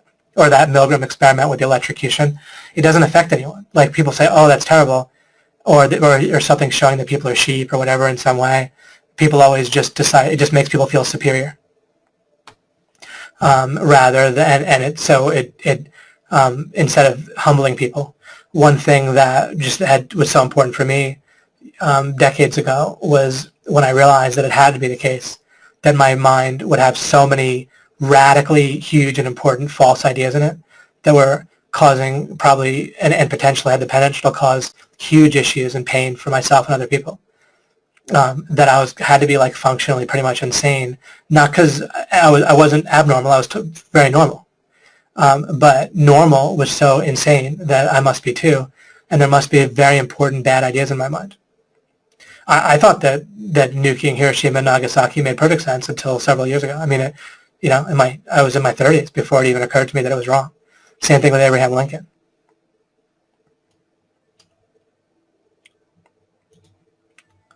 A lot of replies here, but you really have to watch out for just looking at examples and making it just feel superior. Like, oh, I'm glad I don't think like those people, because it's in there for all of us unless we get rid of it. You like the having sex with yourself statement, the confidence concept. You never thought of that in terms of confidence, right? Absolutely right. But it makes you have to. Yeah, you have to just like you'll have to want to buy your product. It's so common that people want to make a sale, and that's what's activated realistically in their mind when they're doing any kind of selling, is they're thinking how they want to make the sale instead of thinking how they want to buy their product. Mike Long is really good at that in getting himself to think how he really wants the product, just kind of getting himself immersed in it like in an excited childlike way. Childlike is good. Childish has a negative connotation, but childlike is like energetic and kind of innocent in a nice way. I'm too sexy for myself. Is everyone else's mind blown as I am? We'll see. Andrea said, keep talking, David. The world needs to know. Propaganda, lies, corruption, and denial run so deep. Each and everyone must dig deep and stop taking what they hear at face value. Yeah, I know. With the Clinton Foundation, it's organized crime to the tune of billions, right in front of our face. It's amazing. Hopefully people got their links sorted out. Sorry, it's in the members area. Good, you found it. Go on the webinar schedule page. And we always have the replay, so it'll work out. Good evening. Hey, Michael. Is labeling the same as categorizing? You can think of it as a type of, as related, certainly, and an example. And we want to think in terms of like the whole concept of categories, what I'm saying today, and navigating them. Not a little bit like when I talk about offer. I'm getting you to think in terms of offer in an expansive way and start to ask questions and build a whole framework around understanding what the idea of an offer means, not just the common usage of the term in a restrictive way. And so the answer is yes, that labeling is related to this whole type of thing. But be careful about using synonyms to try to understand like what I'm saying.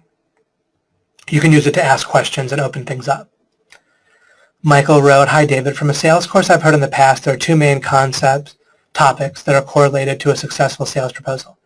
One is that the model that can be derived from the organic, natural way of selling, the one that you pretty much explained today, and one model comes through principles related to dating. Well, I mean, a very successful dating method by Craig Clemens is called like the natural way. So dating can work similarly. I'm not quite sure what you mean. I have and continue to use a mental model of what's effective with dating to help think about what's effective with other types of sales.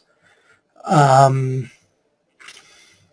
I'm not quite sure how to answer your question past that. And if you want to give me any further clarity, I can try to help better. Talk about the counterintuitive part of how the mind takes clarity. Yeah, right. I've talked about that in the past. In some alchemy is about it. That's another thing that it took me a long time to figure out. I was trying to figure out what the heck is going on when people talk about understanding. They're doing something that's like the opposite of it. And I finally realized that the brain was unconsciously twisting the idea of understanding to just mean fitting into like an existing framework, which unclarity helps things to fit to a certain degree, right? It helps. Our mind wants just enough clarity so it sees just enough to kind of fit it, and then it doesn't want any more after that because now it fits. Now it's understood, and then that hardens, and so it gets like stuck on like a local peak, like I talk about, where they don't want to think anymore about that topic because they feel like they already understand it, and anything further might mess with their understanding. Things might no longer fit if they got clarity. Dating model is how it relates to a business model. I mean, I agree. I don't know how it differs from organic and natural selling, and then dating. To me, they're the similar model. With dating, let me see here. You want to have us versus them. You want to have a vision of what you guys want or what they want, but what you guys want together, they want to create.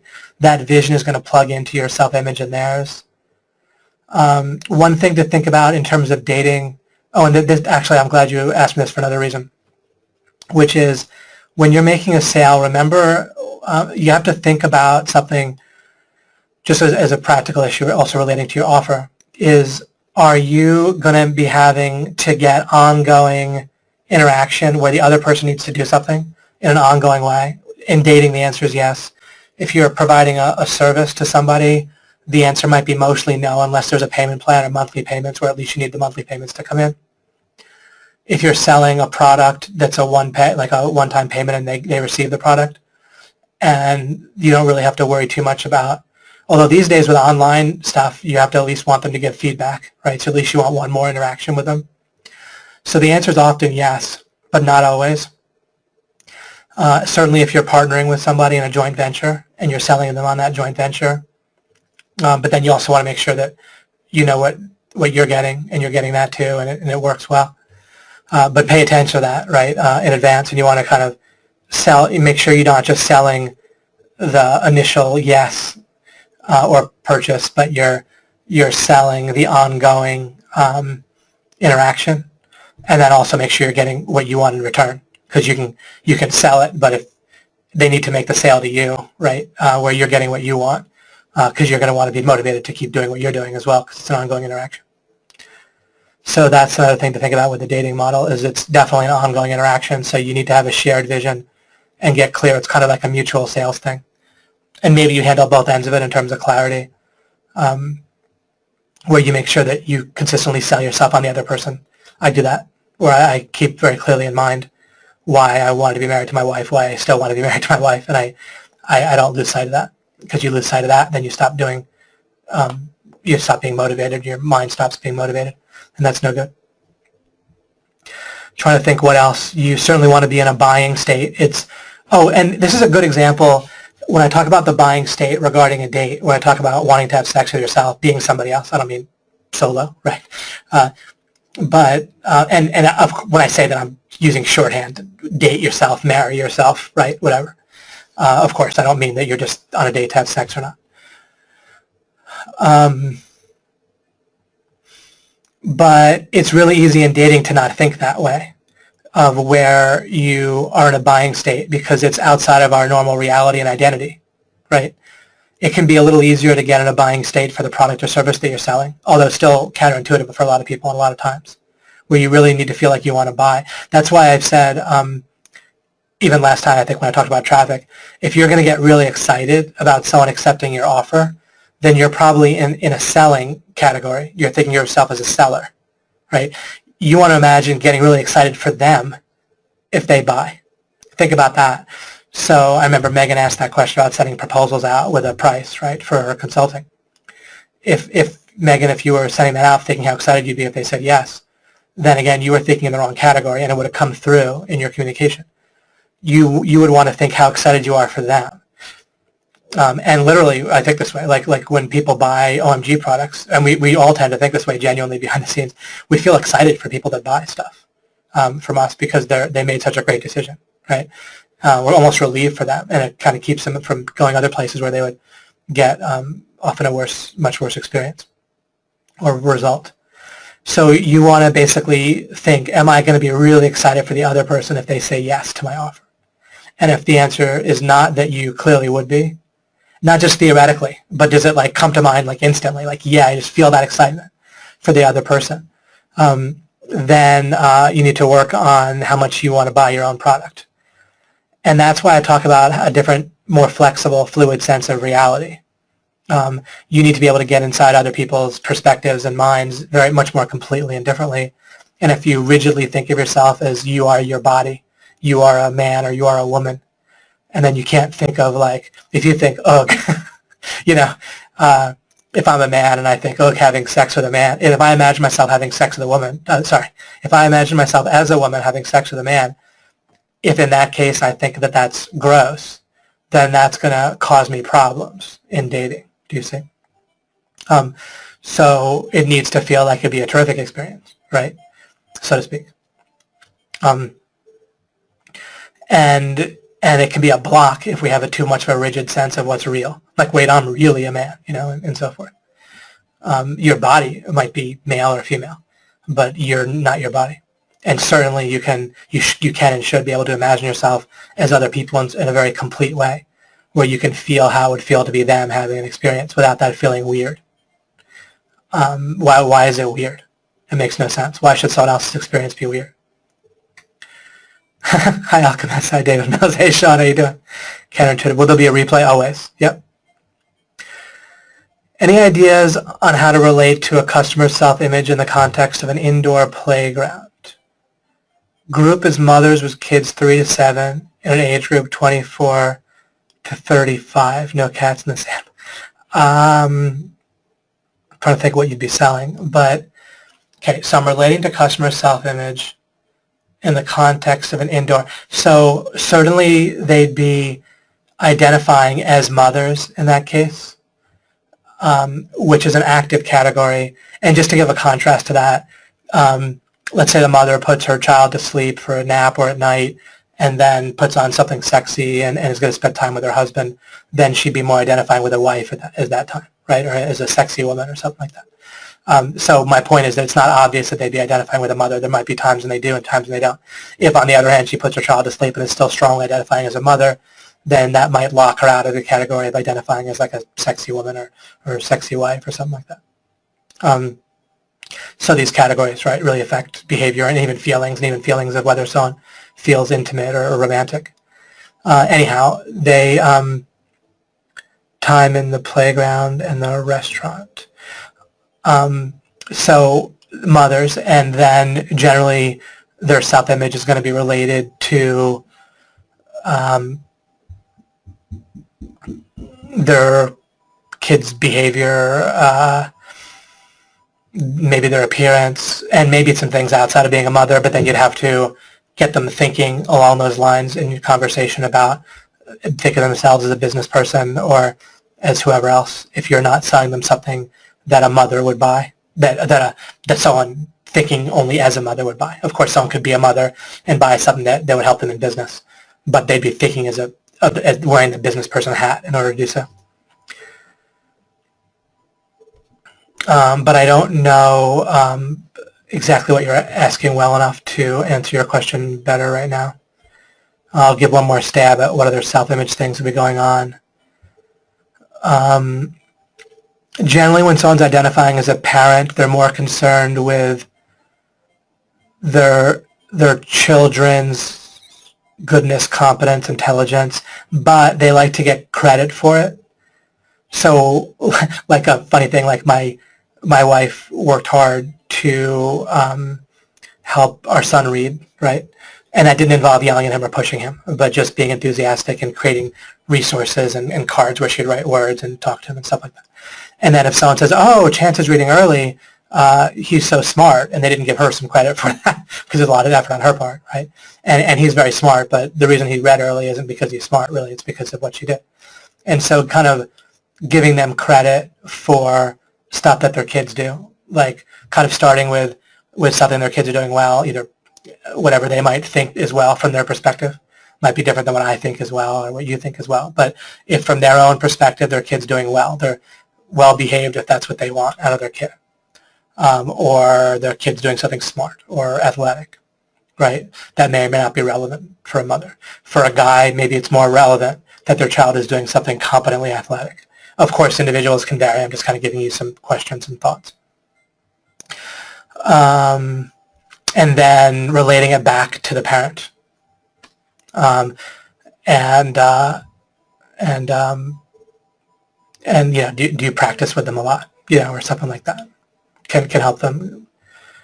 Absolutely, kids' behavior and their looks. Of course, with a woman, something about how they look or how their fashion is or something is very situational. It could be a positive or it could be a negative.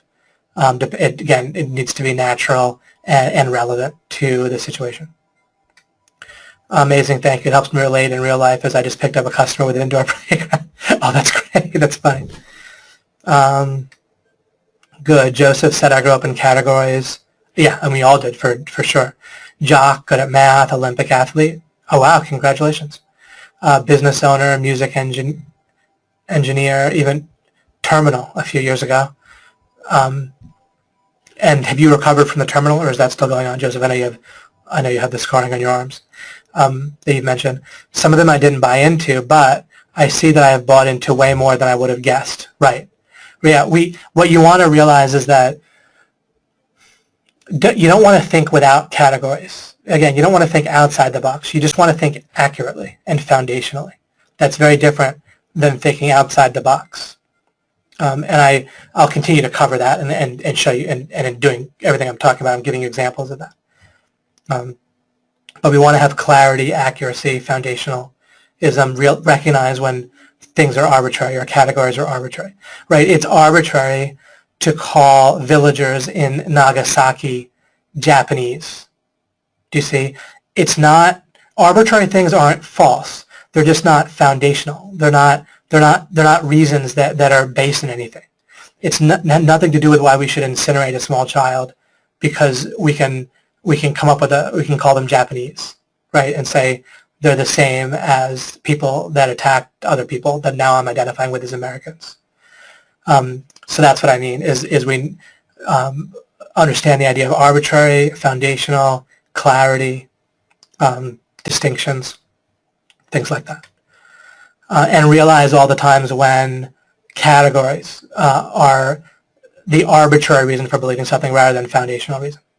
Only David Mills could tie Hiroshima, conscription, enslavement, and the Democrats into a mind-bending list. Thank you. Mind blown now. No, I'm going to be more mind blown once this is filtered in, yeah. Because really, again, it's about like fundamentally what I'm doing for you constantly in Alchemy is changing your sense of what's important. If I gave this exact same lesson, but if I didn't focus on trying to show how important it is, if I said, oh, categories or navigating categories is how I do conversion, then okay, then there's 50,000 other books and courses about conversion too.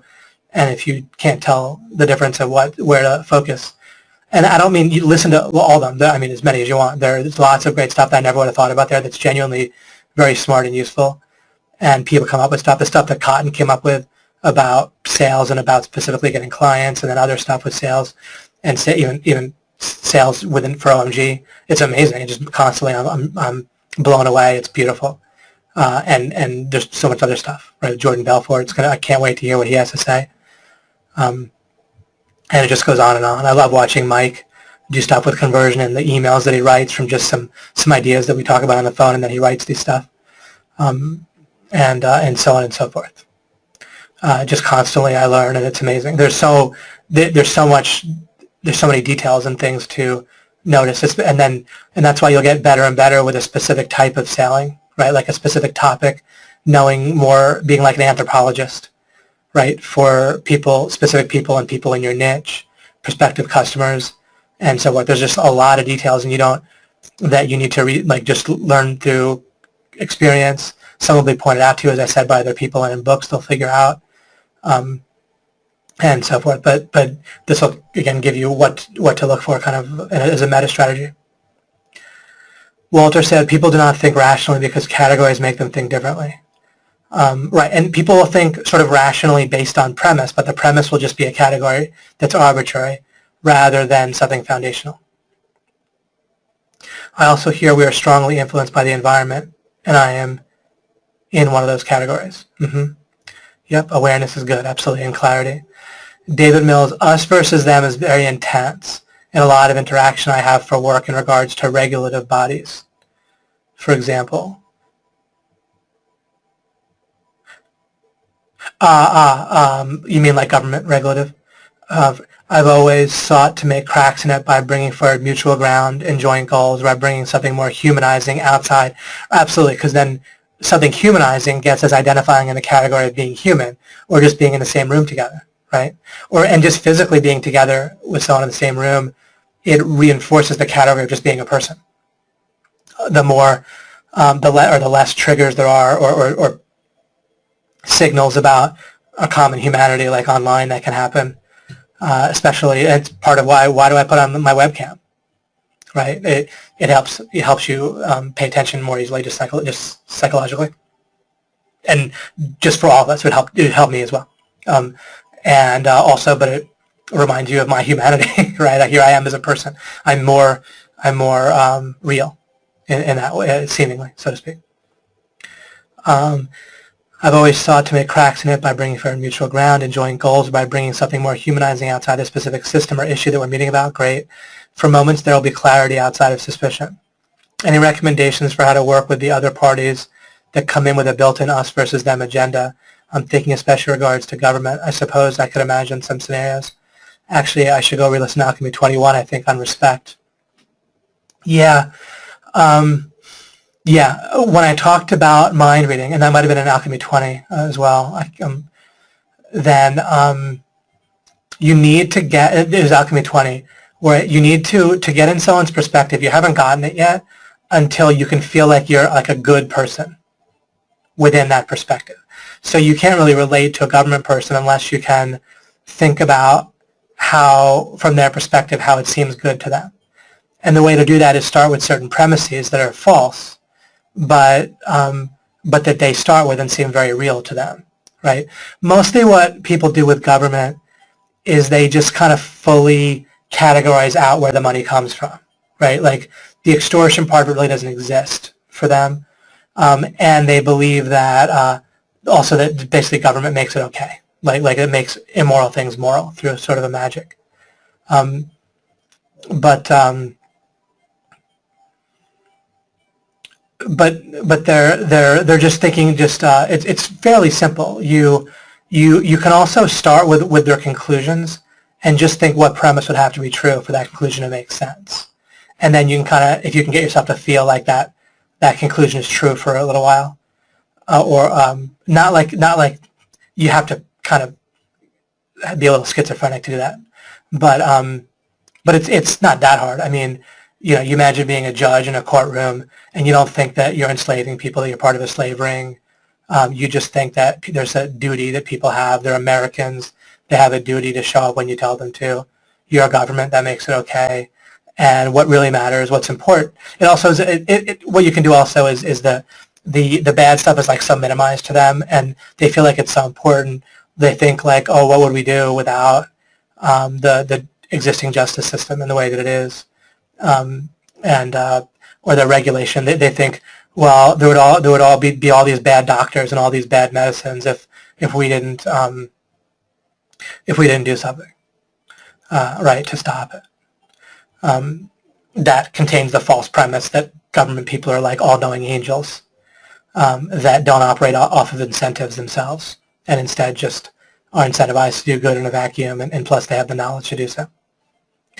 When in fact the only people that can possibly work for government are those that are comfortable with extortion in the first place. So you get the opposite of angels, right? But anyway, that helps.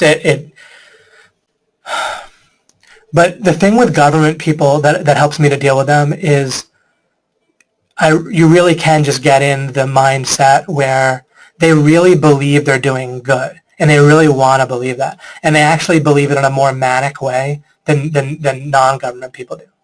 Because when you're in government, you're doing something so evil on an ongoing basis that to compensate for it, you have to be even more manic about believing that you're doing good, and it's actually very motivating for them.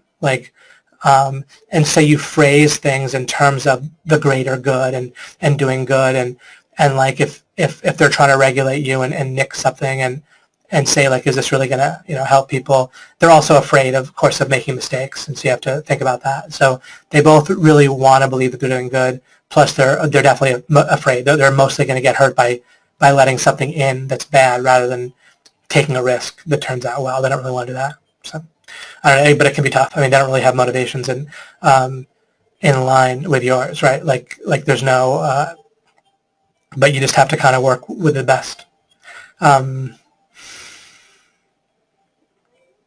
And thinking a little bit how you might deal with mafia, right? Like if the mafia came to my house and threatened me for something, then I might still be able to interact pretty effectively with them. I would just take it for granted that they would badly hurt me physically or my family or kill me if I didn't comply, and then I would just do my best to comply, right? Mostly if you're just act obedient and do your best. That's one of the most useful things I've said so far, is really if you just act obedient and like you're trying to obey, then they really love that. They just love that to death. I do that, do that with cops, or often there's paperwork, and you're like, oh, I don't know if I can find that paper, and you think like, oh my God, you're in a panic, like I need to fill out this particular paper, and but then you just need to try. You just need to try your best, and then they like that. Anyway, whatever. For whatever help that is, that might have been too much of a tangent. I know, yeah, I had to register for the draft. It was very humiliating for me. It was very, very, very strange for me. It's like registering for slavery. Or it was registering for slavery. Although I want to make it clear that I'm not equating the degree of certain types of slavery with some of the much more extreme forms. So don't think I'm equating the degree when I say that.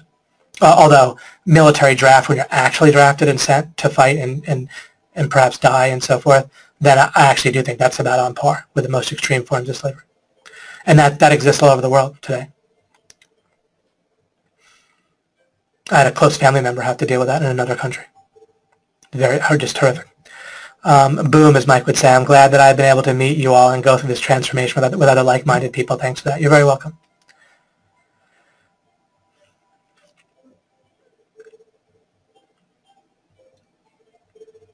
What should one do to always stay hungry? Sometimes I get overwhelmed because of fulfillment by earning so much. Like you earn a bunch of money and you stop feeling motivated, and then you feel guilty when the shortage hurts you again. What I did eventually was I just came up with a number that I needed total for my life and worked it out with annuities. Like I said, once I figured out the idea of I actually figured out the idea of an annuity myself. Of course it existed. I don't mean I discovered it for the world. I just kind of figured it out from scratch myself. Oh, that's what I need. And then it turned out to exist, where you put a certain amount of money into it and then it pays you out infinitely, like at 60, or you can do an instant one too that pays out immediately. But it pays out a certain amount per month for the rest of your life. Once you have that in mind, then you can actually plan for your entire life because it makes everything quantifiable. And maybe that'll help you get just one number and then go for it. I've constantly found that to be effective when I just figure out what the target is. No matter how crazy it is, then I just go for it. And I tend to hit targets that are pretty shocking for myself. I don't mean you guys should be shocked at my greatness, but just that I myself am surprised at what I could accomplish that way. Andrea writes, there are laws created for everyone, including unborn babies, created to imprison. We are all created criminal by default. Yeah, basically. And for sure, it's the minute we work, right? It's illegal to work in America. You go straight to jail. If someone doesn't work and doesn't pay taxes, they don't go to jail. If someone does work and does nothing else, then they go to jail, showing that work is illegal. And that people believe it should not only be illegal in the abstract, but result in brutality, often rape, imprisonment, death, and children being ripped from their parents. And it's just so traumatic, right? Imagine a 4-year-old. I can't imagine my son just having his father ripped away from him. It'd just be so traumatic. I can't even imagine. Matt says, I remember not thinking either way about Hiroshima. It actually made no sense to me as something that happened. It was words, but I had not a connection to the physical, emotional devastation it would have caused until a wonderful professor I had introduced a book called Hiroshima. It was written from the perspective of people on the ground, right, exactly. Unfortunately, a lot of the people against Hiroshima and Nagasaki in our existing world are people who use it in kind of that againstness in kind of a twisted way to make like America as a whole be evil. What's wrong, what we don't want to do is identify one way or the other with it. And then they use that for like greater good arguments and globalism and even more diminishing the individual. So they can be correct about Hiroshima. But then, it's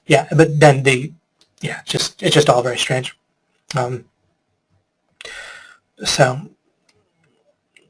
It's much more likely just in practical life that Democrats are against the nuclear bomb that were dropped, and yet it was actually Democrats that dropped it, that did it.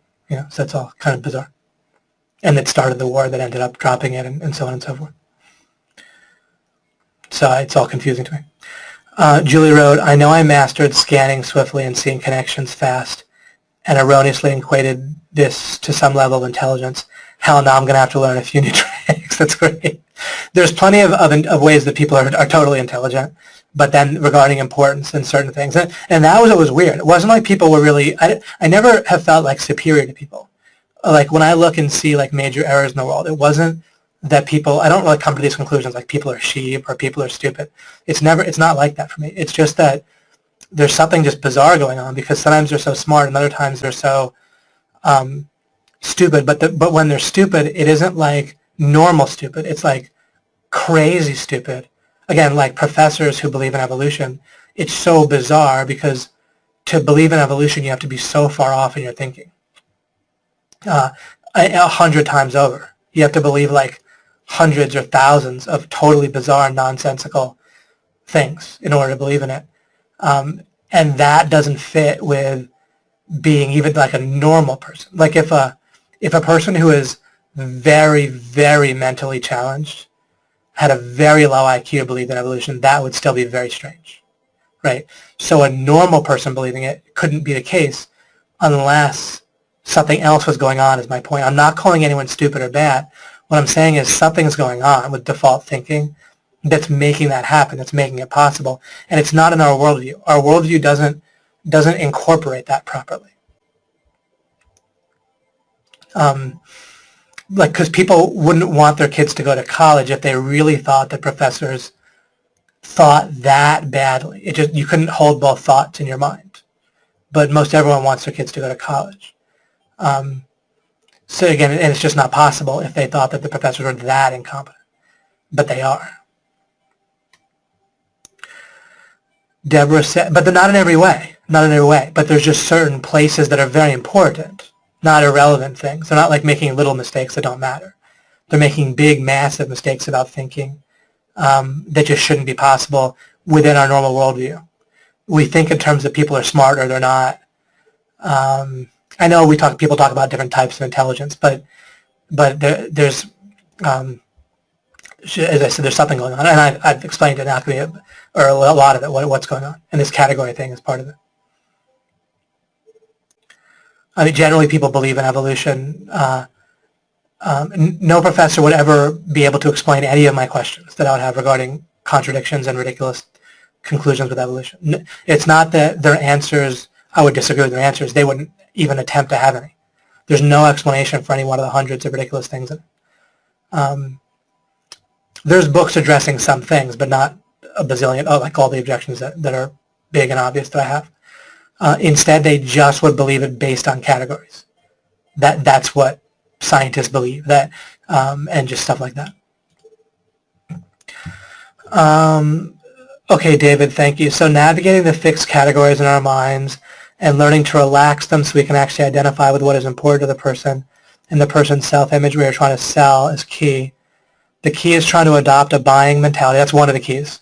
You need to pay attention to the categories that I listed, and then you need to start looking at other categories that I might not have mentioned. You can read other books. They'll point out certain categories, and then you get a feel for some things aren't that important. Like reciprocity can be helpful, but it's easier for it to feel unnatural, and you can make a sale without it. Reciprocity being if you give someone something, then they tend to want to be more likely to buy something or to give you something back or whatever. Social proof can be very powerful, but why? It has to do with the norms, the self-image, and so forth, right? If something is normal and lots of other people like them are doing it, then that's a certain category. I could have listed that. Of course, that's a big obvious one, but I think people know about social proof anyway. But I could have put it on. And the point is that you don't need to hit everything necessarily.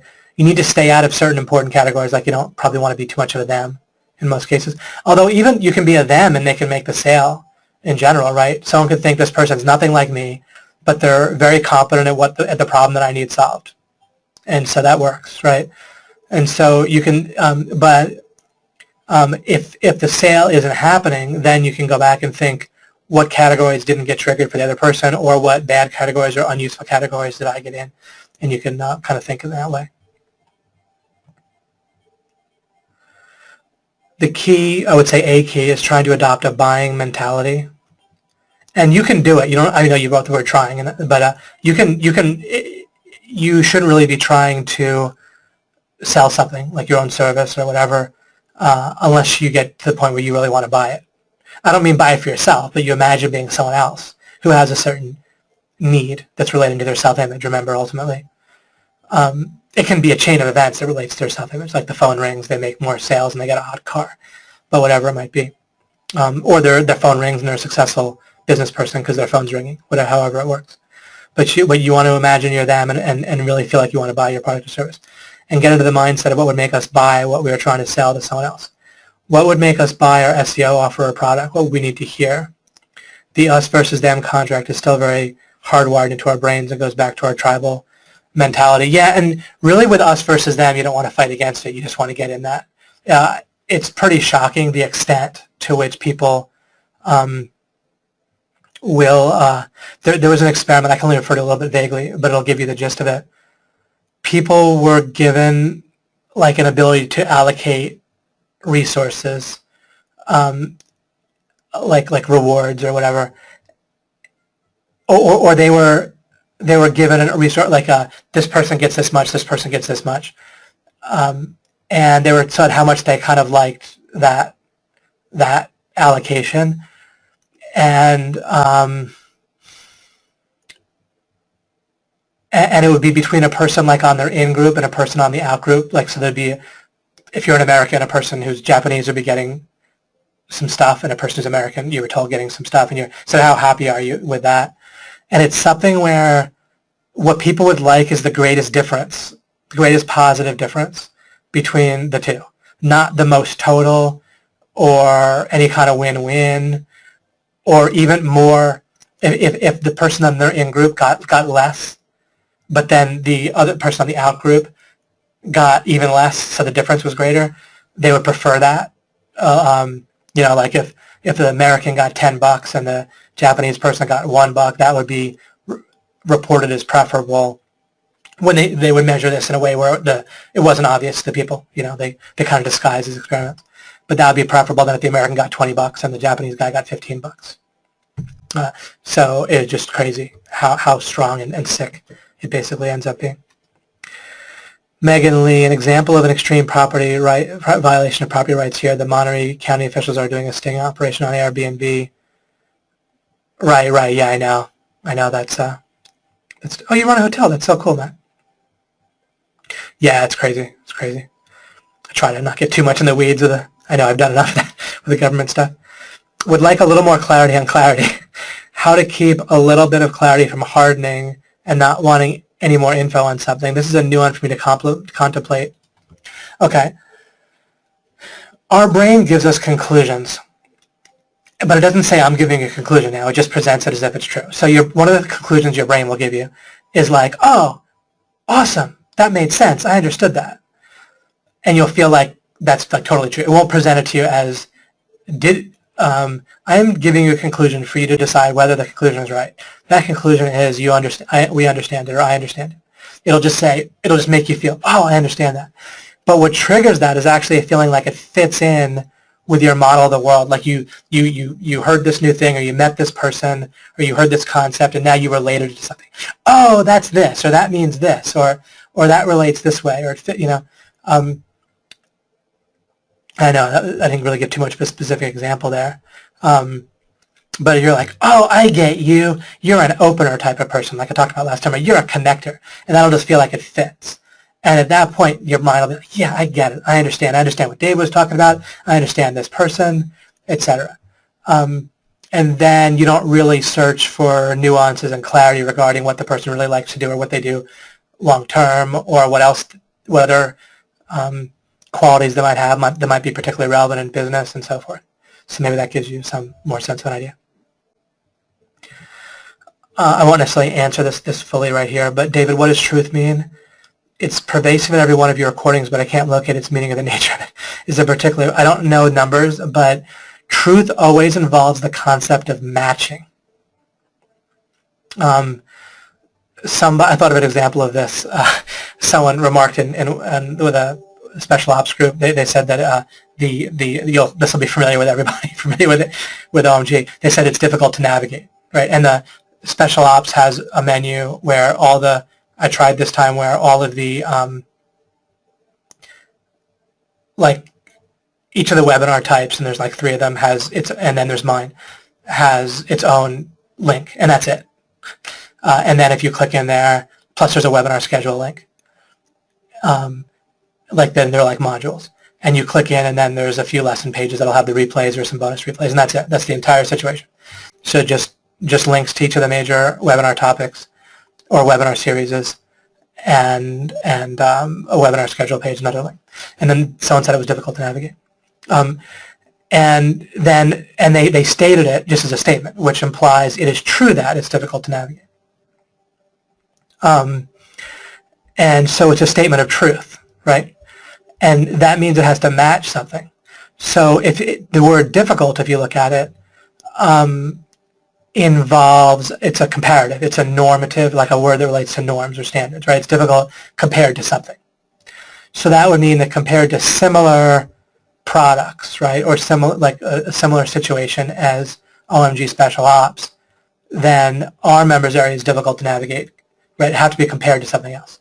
So compared to some norm. So that's what's matching. Like it doesn't match it's a statement of truth saying that the amount of difficulty or easiness does not match a norm. But for that to be true, then there would have to be a norm, a standard of there'd have to be some number of products similar to special ops or OMG, because I get the same thing about, no holds barred and so forth. And then to set the norm in the first place. But then if we look for a program similar to ours, you have to project something, because there isn't, you could easily make an argument that there isn't a program anywhere near similar to ours, where you have several different people who are very successful appearing every single week teaching stuff and answering questions and so forth. That inherently makes things difficult to organize compared to the standard this person has in mind is probably just like school, where they get to make up the answers and the test. The school does. It's the biggest scam ever, right? I've talked about. They get to declare what you're supposed to learn, and then they just teach to it. And obviously, if we were doing that, it could be organized. One place I've never gotten a complaint about organization is just I made a little members area just for Alchemy for people that, for a little while, I just sold Alchemy all by itself, right? For a certain amount of money. And people that bought that, no one complains about the organization because it's only Alchemy, right? So all I'd have to do is have much less in the members area, and no one would complain about the structure, or that it's hard to follow, or that they're overwhelmed, or so forth. So that's one way to do it. But as soon as we start adding more stuff, then the complaints sometimes start. But that explains about truth. Truth involves matching, and I just gave you an example of matching that popped to mind, because I actually thought it through before, just to give an example about matching at some point. So maybe that can help you. The only place to look for the foundation of our knowledge is within our consciousness field, within what you're directly aware of. You don't have knowledge, reflective knowledge. You can't reflect upon or be aware of every single bit of your consciousness field, everything you're aware of visually, everything you're aware of that you're thinking that feels like it's in your head, and memories that you're currently aware of and so forth. But whatever you do know has to be rooted there, your knowledge. The reasons for your mental model for the world would be in your mind. But your knowing, you're able to reflectively check and be certain of truth in a conscious way that you can check over properly, would have to start with basing it in what you're directly aware of as a conscious being. Sean writes, it's so incredible, the power of the brain that always wants to go back to its default way of work. Catching my brain 5 to 20 times per day, going for control instead of understanding, or judging people of understanding. And the categories thing, it almost makes me categorize as crazy. That's a good place to start, right? Because normal is crazy, just depending on how you... I gave the example with Abraham Lincoln as just a quick example of normal and crazy simultaneously. It's the most normal thing in the world to venerate Abraham Lincoln. And yet, it's also the most normal thing in the world to call somebody a psychopath if they were to enslave tens of thousands of people and send a lot of them to a brutal death, right? So both of those are totally normal. And yet, in practice, we can observe they reside in the same contradictorily, right, in the same situation, where we venerate a person who has a quality that is beyond monstrous, that we would never venerate.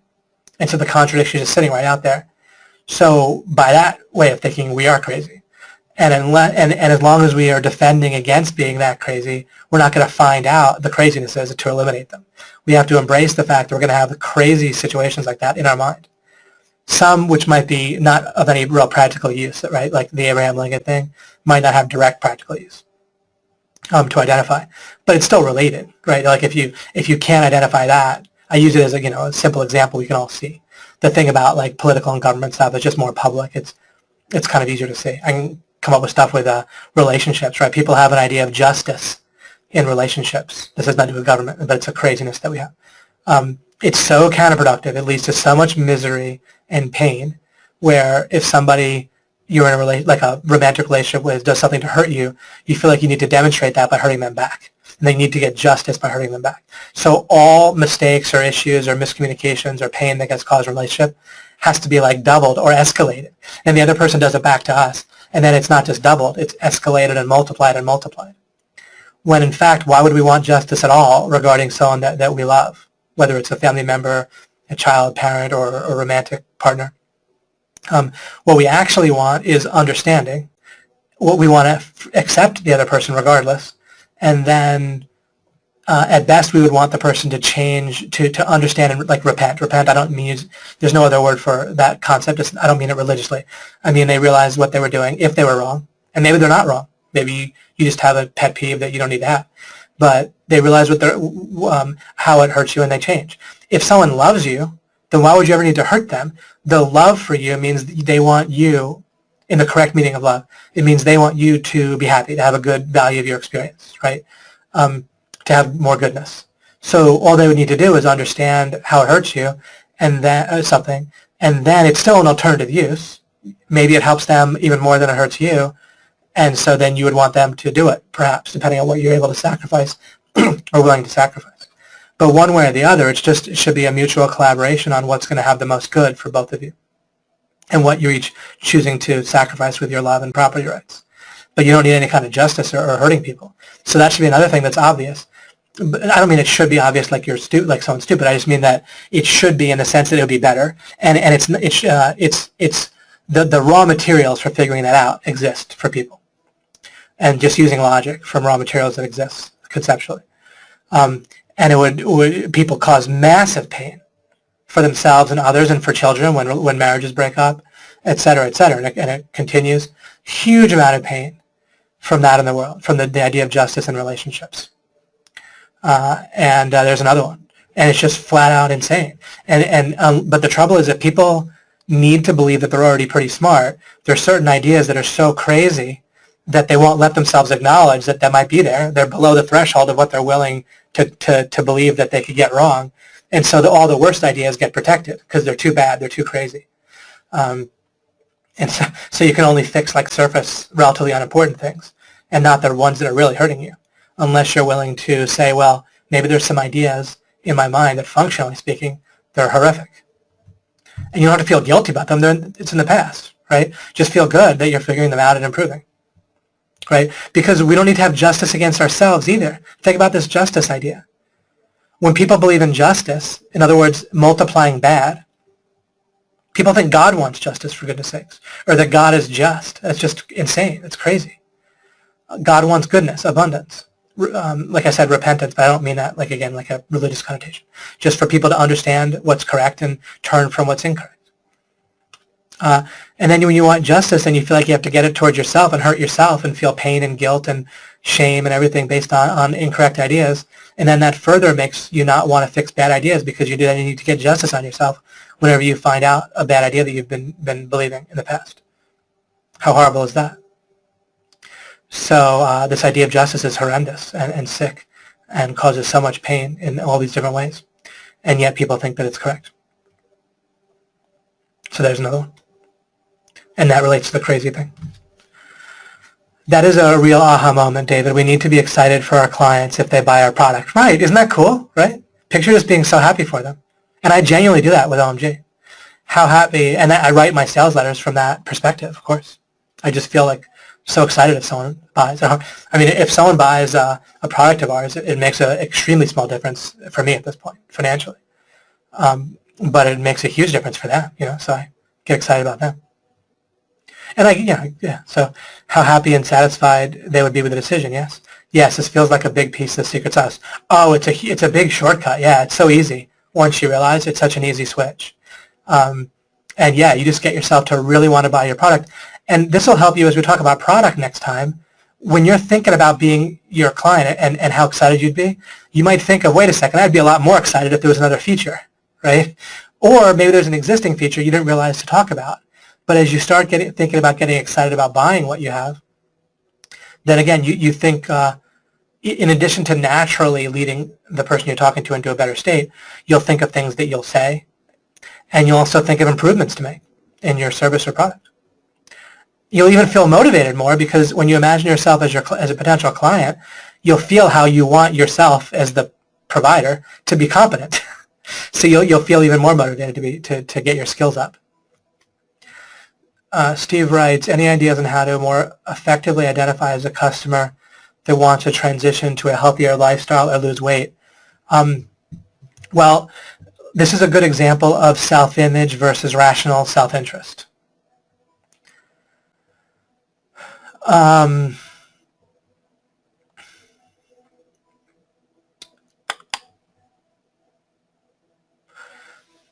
So if I was trying to sell healthier lifestyle and weight loss, and plenty of people do this effectively, so you could look at hints from how they do it effectively.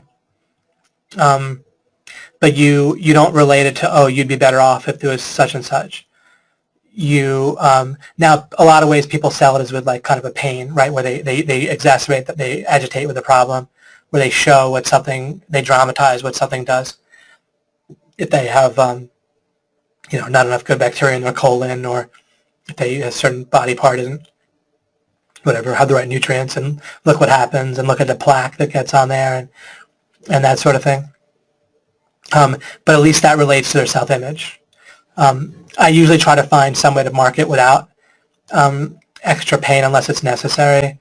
But if it is necessary, then I don't look at it necessarily as immoral, showing someone if it's correct consequences that they might experience for real. And I'm dramatizing it now so that they won't have to experience it for real later.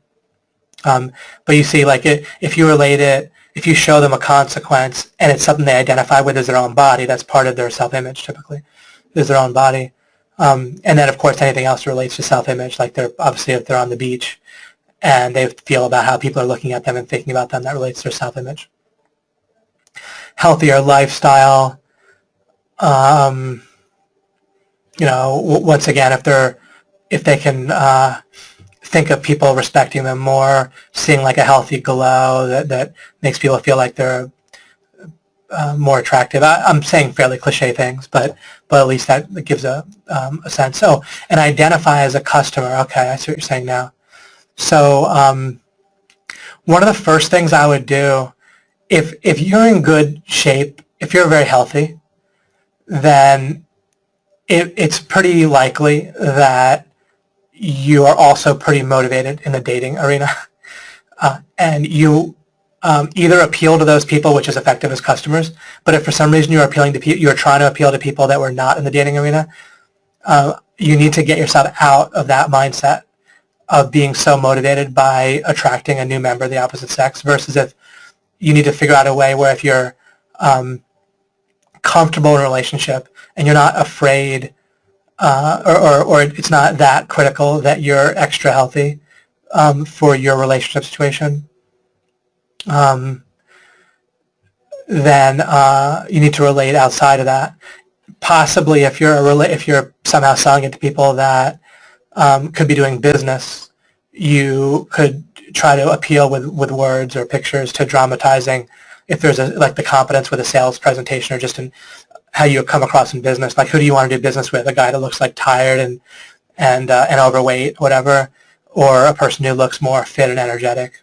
You could put it out that way, and then that might look like rational self-interest, but it probably is appealing to their self-image, right? Probably they would want to feel like they're more like the other person, unless you put yourself in the them category. If a person strongly identifies themselves,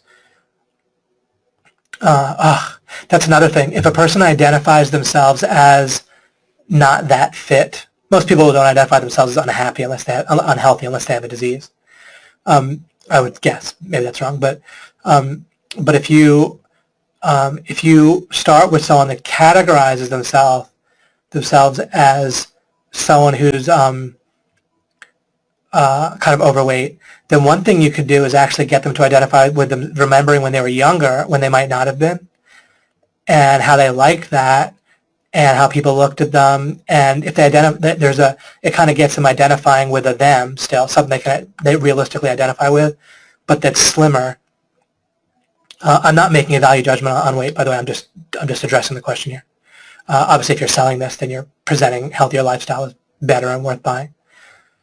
You see, you appeal to self-images, but you're also being aware if they're identifying with a category that's not going to be helpful for you. Plenty of people that are overweight, they'll identify and feel comfortable as, I'm a bit overweight, and that's who I am, and that's cool.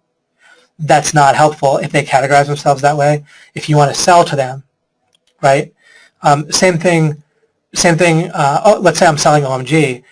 If someone is comfortable where they're at financially, then we would need to kind of give them a vision or something, get them identifying with someone who makes more money and liking that, right?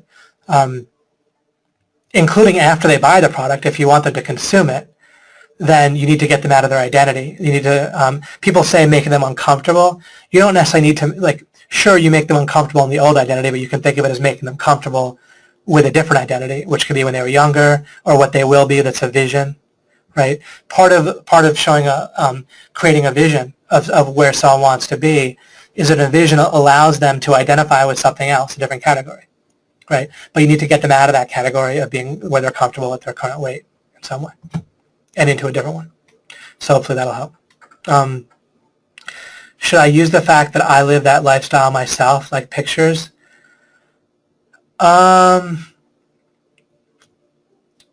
Probably not that important. You would use it, but part of what people would do is say, I'm trying to, so you're navigating, I know this, I'm just trying to explain it for you. So when you think about, this is a great example though, I love it. When you think about this in terms of navigating categories, then you're thinking, all right, what does the person categorize themselves as right now? And then you want to identify with that. You want to be an us. And that's where people have the before and the after picture. Just say, look, I identified as overweight myself. And then what you don't want to do is then say something that's like a value judgment on something, because that'll take you to a them, right?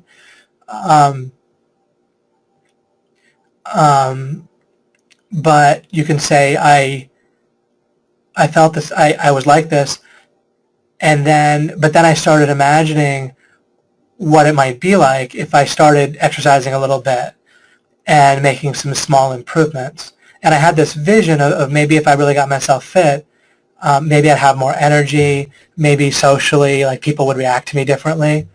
And it turned out that just by starting by exercising a bit and then some more, and then I just kind of got addicted to, like, it became more and more fun for me, and I ended up where I am now, and it really is even better than I thought. And there's a method that I used, and I want to share that method with you. And it made it really gradual, and so forth. And I can really identify with being comfortable at a weight, with like a less healthier lifestyle. But it's really even better than I thought. And then you kind of describe that vision. And I phrased that in a way that mostly took the value judgments out that would kind of break the us versus them. As soon as you judge somebody on something they might identify with, then they have to make you a them fast and hard, because the only way we can cope with being judged is by making the person judging us into like a them, right? Most of the case. Yeah, probably. That would be one way. And there's a lot of good examples out there. I don't, people that think specifically and have done, work that have good sales funnels, they might shed some light on this and know things that I wouldn't know, having not dealt with that specific topic with sales. Anyone, like, these meta strategies are huge, but the details really matter. You're kind of like an anthropologist when you're doing conversion for your niche and your topic, and you need to get to know it. And it makes me very humble when talking about topics that I haven't done that with. You know what I'm saying? Where you can have that framework. You're very welcome, Steve. But you want to be humble about the anthropologist aspect of it and get to know, right? When I say anthropologist, right? Like you're getting to know the natives. And even if you're one yourself, you still get to know the prospects and how they're thinking and so forth. And you get to know if there's something kind of unique about yourself that won't translate to other people. And that sort of thing. Something that David revealed to me when we were Mike Longrow, when we were playing Magic, was to have the identity of somebody who's going for winning the tournament as opposed to somebody potentially harmful, even completely harmful, right? Like you're selling yourself, yeah, just focusing on winning, not whether you're going to win or whether you're smart. A lot of people, they'll go into like a tournament, like an intellectual thing, like playing Magic, and they'll want to feel smart. And one way to feel smart is to kind of say, oh, I'm not really trying anymore. Or, oh, these things are stacked against me. You're looking for everything that's stacked against you and why you're a victim and so forth, to give yourself an excuse, right? So that's something to keep in mind. Mike wrote, one time before the last round of the tournament where I couldn't win, but I could make a lot of money, probably $2,500 difference, which at the time was a lot. David stopped everything to get me out of my dejected state because I couldn't win. Oh, yeah, Mike mathematically couldn't win, but he had a match coming out that would still make a huge difference, right? And he was feeling like it wouldn't matter, but it did matter. It mattered $2,500 and more, and also points for the future that could matter, because I couldn't win the tournament. Into a top performing state, I had to play well, and I did, and it was really a nice difference seeing how getting a sense of what categories I was putting myself in. Right, that exactly, and that's what I used even back at the time, the framing, getting the right framing and context. Thanks, Rick, right, how he always likes reading Mike's comments. And Susanna as well. Thank you, Michael. I appreciate you writing all that. I'll wind up pretty soon here. Matt said, by foundationally, do you infer to take a first principle thinking approach? Really, no. People that talk about being based on principles, like Stephen Covey or conservatives, their principles are still pretty arbitrary principles. Like they'll be like, oh, I base my thinking on conservative principles. The correct principle, the correct foundation to base all government thinking on is the individual property rights, period. And then going out of that. And conservatives don't do that. They have a bunch of principles that are deeper, and in a lot of cases are correct-ish or very correct, but they're not related to a core foundational thing, and that causes all sorts of problems and causes them to make mistakes.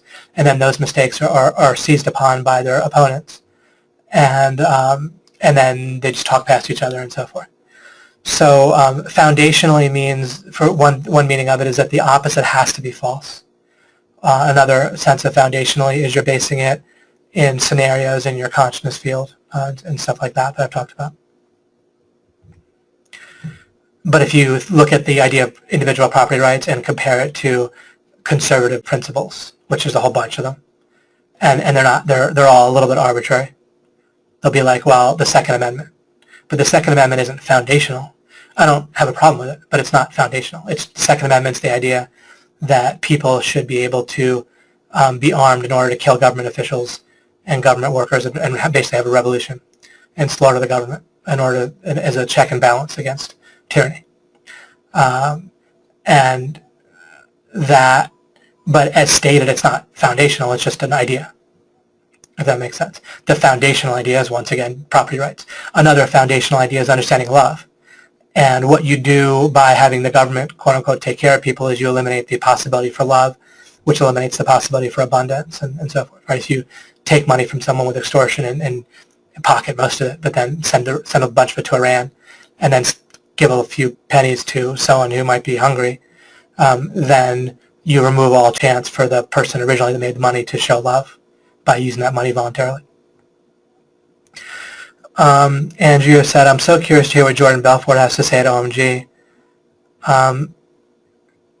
Yeah, well, Jordan Belfort really turned things around in terms of the moral situation with the Wolf of Wall Street, and then he served some time. But now he has an amazing training on sales that Cotton says, I think Cotton says Jordan helped him more than anyone with his sales training.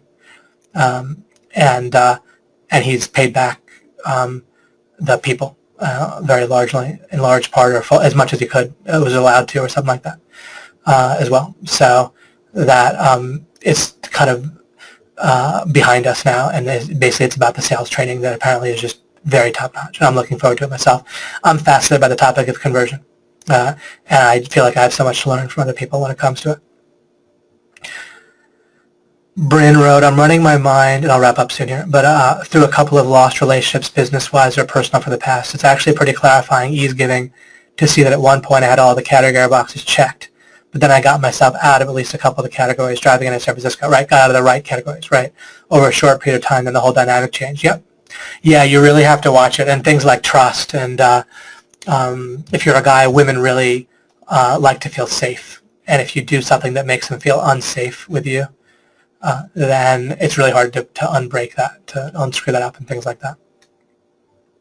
Robbie wrote, great distinctions. Thanks, David. Looking forward to implementing these into my selling and eliminating those not-so-effective strategies. Yeah, and I'm hopefully giving you some good, of course I gave you a bunch of details and specifics, but remember that I'm really trying to give you the right questions to ask as you're working on your selling.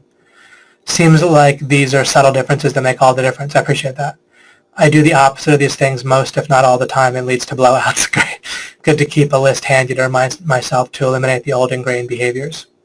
Yeah, and there's something realistic where those categories I gave you, like the stuff I put on that slide, I'm able to constantly keep in mind in practice. It's not like a checklist I came up with that sounds good, but I really pay attention to all those things kind of intuitively at this point.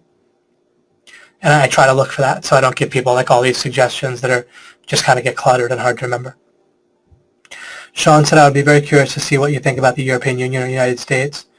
What would you think would be the best model if everyone knew alchemy? Could we live a life without government where everyone could understand each other? Would one definition be one? Well, this is a good illustration. I can actually give kind of a surprising answer to this that helps illustrate something kind of universal. It's not even about government. I talked about successive revelation or successive revealing versus successive approximation at one point either in the low 20s or late teens in my webinars. And I don't really, it's hard for me to know what we need to do about, we need to do something about as individuals or groups, and we have to form groups because if criminal type people grouped up, then people that were trying to defend against that would have to group up too, to defend against that, like practically speaking. But it's hard to know without, sometimes I focus on what I know and I build from there, right? I don't know what I'll see after that. And so first we can eliminate the big obvious stuff, right? Like in the 1860s, at least, the horrific form of slavery in the South was eliminated. And then they didn't know like how would the economy work, and they didn't think it could work. And they didn't think the cotton could get picked and so on and so forth, and then they figured it away, right? So whatever the government substitute would be, it wouldn't be something that could make immoral actions, things that were inherently immoral, into moral actions. It would have to just be something acting other than that. But there's also some pockets of places in the world where the larger the scale you get, the harder it is. But the lot of thing we don't know is how much criminal behavior we have. We have some, I'm sure, at first. That's why my real focus is not on like armed revolution or anything like that. I'm not trying to encourage anything like that. But the only real solution is to spread ideas, clarity, understanding, foundational understanding, the method of knowing individually, and then progress can be made, and there's not regress. Like I said, the problem with like conservatism is it's not airtight, and so there's regress with it. Someone can be raised that way and then go back when they go to college and then change their mind and so forth. With these ideas, I don't think you're going to go back. Like once you understand individual property rights clearly and understand why the opposite is crazy, right? That people have literally own no property and we can rape and steal from whoever we want to choose, light them on fire, whatever. Once we see that, we don't go back. And so we spread the ideas individually.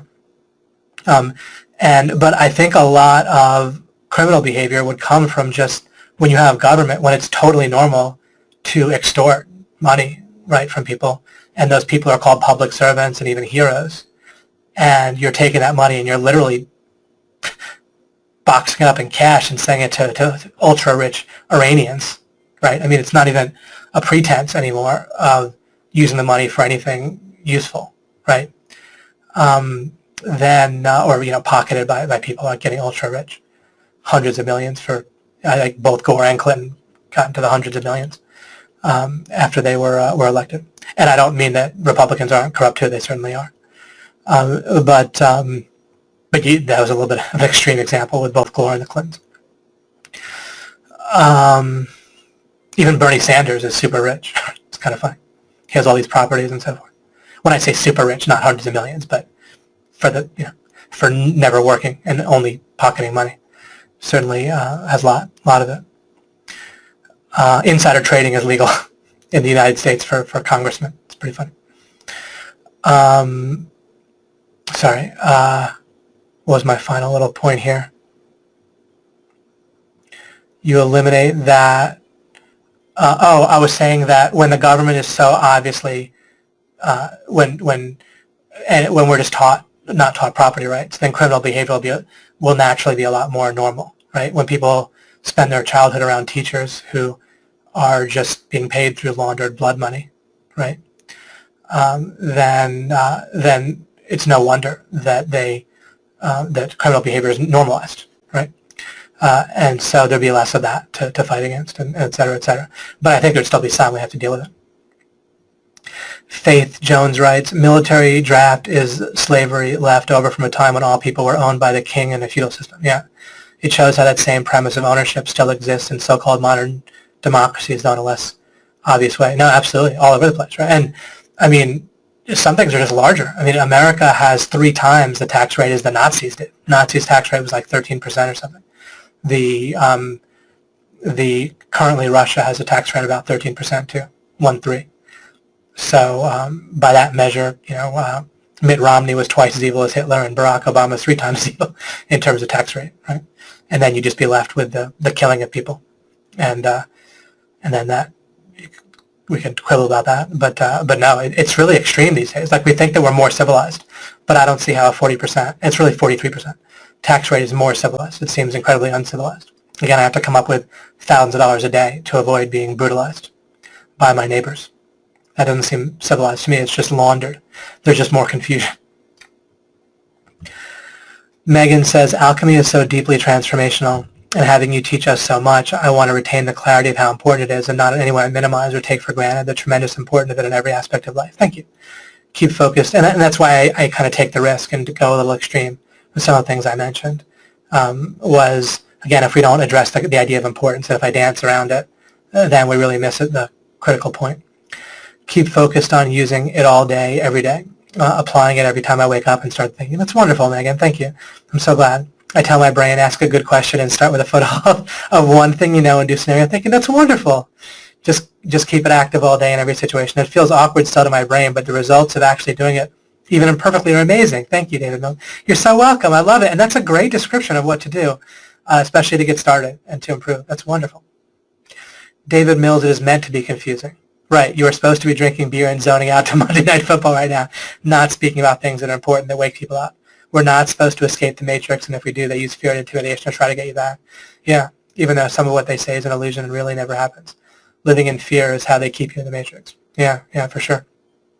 I hardly even think of it as conspiracy, by the way. I don't think these people are competent enough to really conspire. So I'm not really that afraid of them. Of course, obviously people are competent enough to kill someone if they really want to, but don't worry about it too much. That's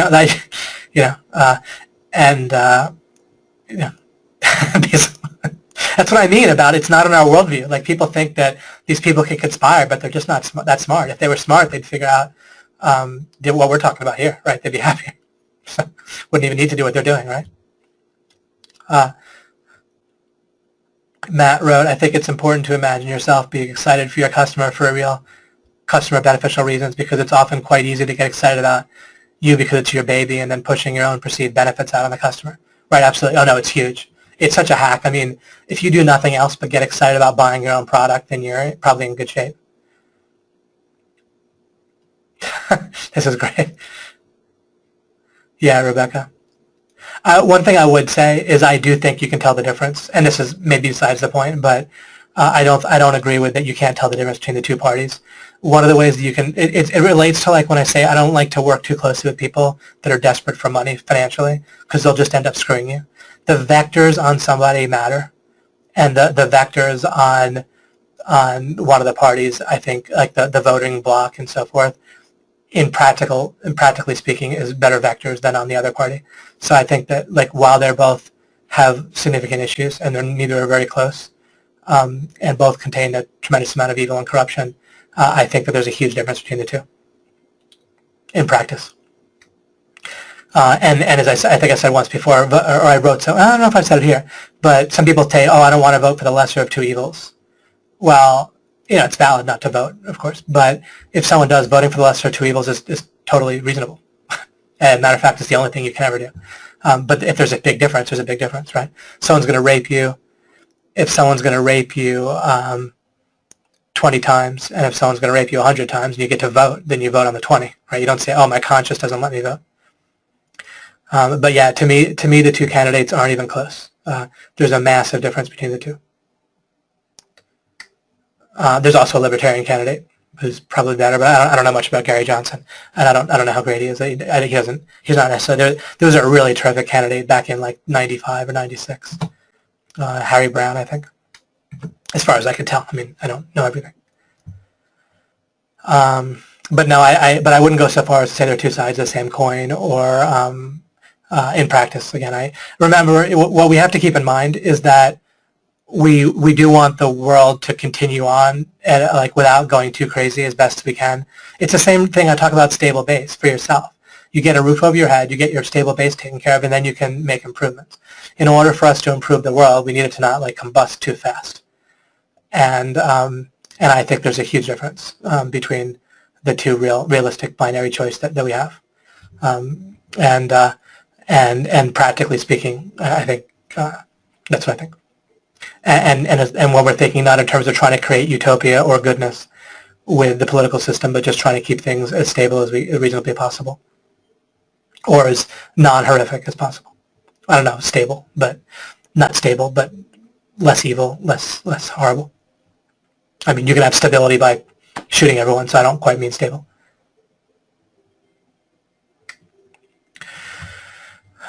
Julie said, I can't begin to tell you how liberating it has been for me to shift from thinking in terms of monthly income to a total figure. Oh, that's so cool. I honestly didn't know how important that was for people. And it seems like maybe it can be very important for some people, but I liked it myself. Thanks. You might help a lot of people by saying that, Julie. Even if the total figure seems wildly enormous, it actually feels a lot more doable as I can go for it than relax. Love that. Yeah, having a light at the end of the tunnel rather than an ongoing grind inherently within your vision can be much more motivating. Yeah, no, I wouldn't have a problem with a no-party system, but it's tough. But if you have to, in practice, it looks like a binary choice to me. One or the other is going to be president, and then again, I think it's not even close in my estimation. Sherry writes, David, thanks for the great distinctions on categories. And again, it has to do with impact and importance. It doesn't matter if you could list 100 flaws with each person. The flaws still have different practical impact on daily, actual people. And there's real people that'll be effective in real life, right? Sherry writes, David, thanks for the great distinctions on categories. I can see how this has affected me in many relationships. I've often wanted to be part of other categories, but wasn't for a variety of reasons. A question came to mind on this. Do you have any perspectives on overcoming jealousy, particularly in love and business relationships? That's a pretty good question, even though it's a little late here. I'll see what I can do with that. I definitely don't have an issue with jealousy, and I'll try to explain how I did it. And I have flaws. I have things that I'm still working on in my life, plenty that I wouldn't say something that strong about. So it's not that I'm trying to, again, pat myself on the back or whatever, but it just isn't the case. One thing I did, which may not be that helpful once you're in a relationship, but I distinguished between, there's plenty of people a lot of people think of as dating as like everyone starts in like kind of a gray area, or some people don't want to date you at all, but some people, it's about like getting them to like you, like they're in a gray area and you try to get them up to the white, right? Where they like you by doing stuff and acting in a certain way and acting attractive and doing attractive things, and then they want to keep dating you or marry you. What I realized was that some number of women, and it wasn't like many percentage-wise, but it was enough that I could once in a while meet somebody if I try hard enough. But some would just really be attracted to me like easily without me having to do much, except for not be. I would just have to not be stupid or not do like things that were pretty easy for me not to do, right? And pay a bit of attention, but it was all within what I could do. And then I would start out though in that white area where they were like quite attracted to me and wanted to be in a relationship, and I realized to go for one of those people. Once you're there, it's kind of easy. Now, again, individuals can vary. It might be a little easier if you're a guy. Women tend to be more motivated to their self-image is more commonly around one guy. Again, there can be plenty of exceptions to this. But so you start with someone who naturally likes you a lot is one really helpful thing. But even if you're not with someone who naturally does that, then I'm trying to think. I know that if someone's attracted to my wife, then I think that makes perfect sense to me because, I mean, I was. And just to me, it means they have good taste, right? I mean, I wouldn't expect them to like overtly like hit on her, but even then, it doesn't really bug me because there's not really. I guess understanding the offer back and forth. helps. What the heck is going on with jealousy? I have it figured out intuitively, but I know I'm not explaining this. Yeah, okay. So if you have the mental image of driving a car like on the side of a, what is this? Sorry, this is right. My write-in. But then, gosh, we wouldn't have fun making buckets of money, so alchemy is making me change my vote. That's funny.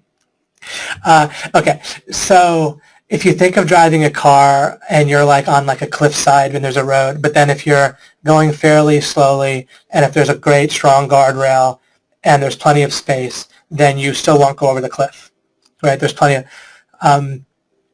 so if you understand the offer back and forth, this could even be the case in business with a client or a partner, where if they're fully getting what they're looking for in terms of your offer, I know someone could think, well, what about someone that wants to maybe upgrade?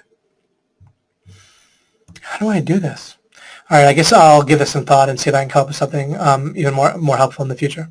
But that was good to just kind of get started for myself too. Justice against ourselves. Now there's an aha moment. Great. No, that's a real block, right? Because we don't want to discover these things. Then we feel like we have to feel guilt or shame. Oh, I just want to get my ideas straight, period. All I do is feel happy and excited if I can get more clarity and figure out a wrong idea in my mind. There have to be, right? If there's any bad that you ever feel, and then we don't even know how we're hurting other people. By default, we're hurting other people a lot with the ideas we spread and the things that we do until we get our ideas straight. So, sorry, I keep... it's that's so true, justice against ourselves or justice against others, the idea of fairness. It looks so normal to think that way, but our brain can be so blind to the truth and continue to hurt people without realizing it. Thank you, David Mills. You're very welcome, Sean. Okay, yeah, I better wind down here. Jennifer says another excellent session. David, thank you so much. We'll be listening for even more, re-listening for even more insight. Mike Long said, buying state is foundational to my writing and videos. I'm constantly immersed in the everyday success of OMGers. Oh, we got another one? Excellent. Powered by OMG. Wonderful. Love it, Mike. Mad Corlett, just mind-blowing as usual. Thank you, thank you. Time for my kids to sleep for the night. Yeah, I'll wind down here. I just want to say how fantastic I feel about life in general after these and each day. You see, it's interesting, like acknowledging reality, confronting these bad ideas, having more good ideas, getting foundational. It's really does lead to us feeling good, right? Like some of the things I talked about today or before, they should be divisive or upsetting, right? And maybe there's some people where it feels that way and they don't say much, but really it just seems to really work for people. I don't like, I prefer not to do it if I can help it myself, in a sense. It works for me to acknowledge these things and just take a look at it. When I figured out about whatever, just random examples, Abraham Lincoln, whatever, I wasn't upset. It just helped me to see, right? It's more clarity. Shirley said, thank you for Alchemy 26, David. Another great learning session. You're very welcome. Ishmael wrote, thank you, David. As someone who's been forced to be other for most of life for various reasons beyond my control. Oh, like the us versus them. Yeah. You've helped me to realize how I've identified with being in the other category too much. Oh, that's great. And then I can choose to create myself as part of the us category. Wonderful. I love that, Ishmael. That's wonderful. I've always enjoyed the spaces like OMG I have found through various courses where I naturally feel like I'm one of us. That's terrific, and you certainly are. And you certainly fit into Alchemy great, right? You fit in here wonderfully. You've been love having all your contributions in here and in the Facebook group for Special Ops. Susanna Roy, thank you, David. I'll listen again to this webinar as soon as it's available. Wonderful. I appreciate that. Andrea said, love tonight's Alchemy. It's good to have an open space for discussion and awareness. I wish it for the world. Me too. Daniel said, my mind is getting free bit by bit as I listen to Alchemy 26 series. Thanks, Dave. You're very welcome. You're welcome, Irene. You're welcome, Brian and Chris and Kyle. Terrific. Thank you, Julie. You guys are very, very welcome. All right, I will wrap it up here, and everyone have a great evening. I'll see you next week. Faith said, this is really helpful. Actually looking forward to writing my sales offer. Very freeing. Oh, terrific. Yeah, the navigating categories, I love it. I'm just realizing to explain it that way, but even for myself. I thought of it before in terms of frames and framing and context, but this is helping me to discover even more, and I'll be working on this and have more over time, I think. You're very welcome, Michael and Bryn and Rebecca and Ernie. Awesome. All right, take care, guys. Take care, Wanda.